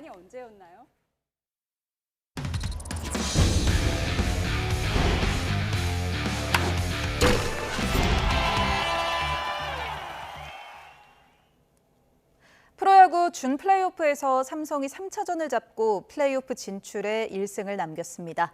가을 사나이 원태인이 SSG 선발 앤더슨과 선발 맞대결에서 완승을 거두고 팀의 승리를 이끌었습니다. 이경재 기자입니다. 비가 내리며 하늘은 잔뜩 찌푸렸지만 푸른 피의 에이스 원태인의 투구는 맑음이었습니다. 와일드카드 결정 2차전에서 팀을 구하고 5위를 쉬고 선발 등판한 원태인은 7회 투아웃까지 단 한 점만 내주고 마운드를 지켰습니다. 7회 안상현은 11구 끝에 삼진로 잡고 자신의 올 시즌 정규리그 최다 투구보다 한 개 더 많은 105개의 공을 던지며 3차전 승리를 책임졌습니다. 항상 벼랑 끝이라고 생각을 하고 1919 최선을 다해서 던졌는데 그 결과가 너무 좋게 나온 것 같아서 상당히 기분 좋습니다. 장염을 알아 3차전에서야 선발 출전한 SSG 에이스 앤더슨은 빠른 공에 힘이 조금 떨어지며 3회의 고비를 맞았습니다. 변화구 투구가 많아진 걸 파악한 삼성 타선이 변화구를 집중 공략했고 투아웃 1-3루에서 김성윤의 타구를 잡은 SSG 안성현의 송구가 1루를 벗어나면서 1루 주자 김지찬까지 홈을 밟았습니다.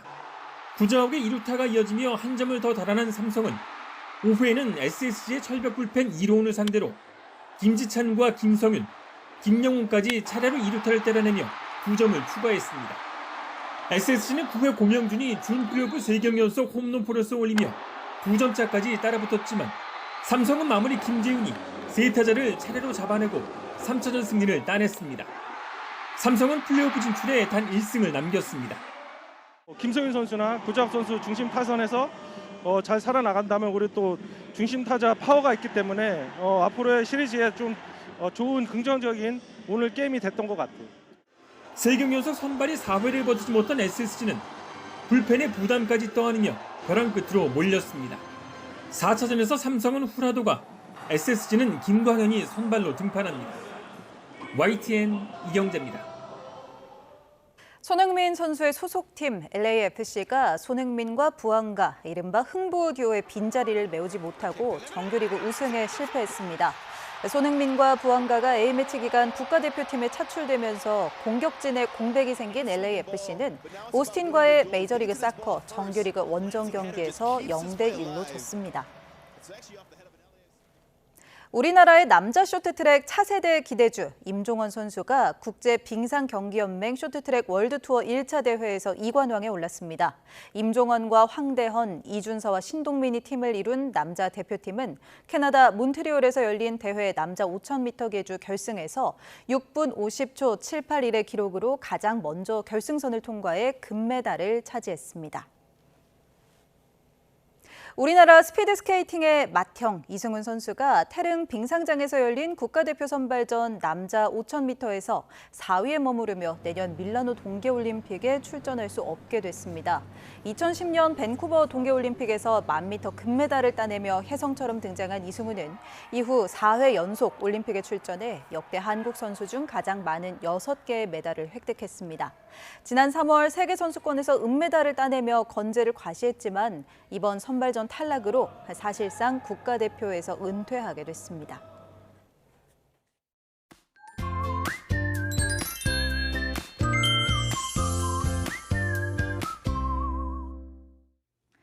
곳곳에 가을비가 이어지고 있습니다. 내일도 대부분 지역에 오락가락 비가 내리겠는데요. 흐리고 비가 내리며 낮에도 서늘함이 감돌겠고요. 내일 서울 낮 기온은 20도 안팎에 머물겠습니다. 내일까지 영동 남부와 경북 북동부에는 80mm가 넘는 호우가 쏟아지겠고요. 그 밖에 남부에 최고 60mm, 서울 등 중서부에도 많게는 30에서 40mm의 비가 내리겠습니다. 비는 내일 오후에 대부분 그치겠지만 영동과 남부는 밤까지 이어지는 곳이 있겠고요. 당분간 동해안과 제주도에는 너울성 파도도 높게 일겠습니다. 내일 아침 기온 살펴보면 서울이 15도, 대전은 18도, 부산은 20도로 출발하겠고요. 낮 기온은 예년과 비슷하겠지만 비가 소강 상태를 보이는 곳에서는 늦더위가 나타나겠습니다. 서울이 20도, 대전은 22도, 광주는 25도를 보이겠습니다. 남은 한 주간 비가 자주 내릴 전망입니다. 지금까지 날씨 정보였습니다. 월요일 뉴스나이트 마칩니다. 시청해주신 여러분 고맙습니다.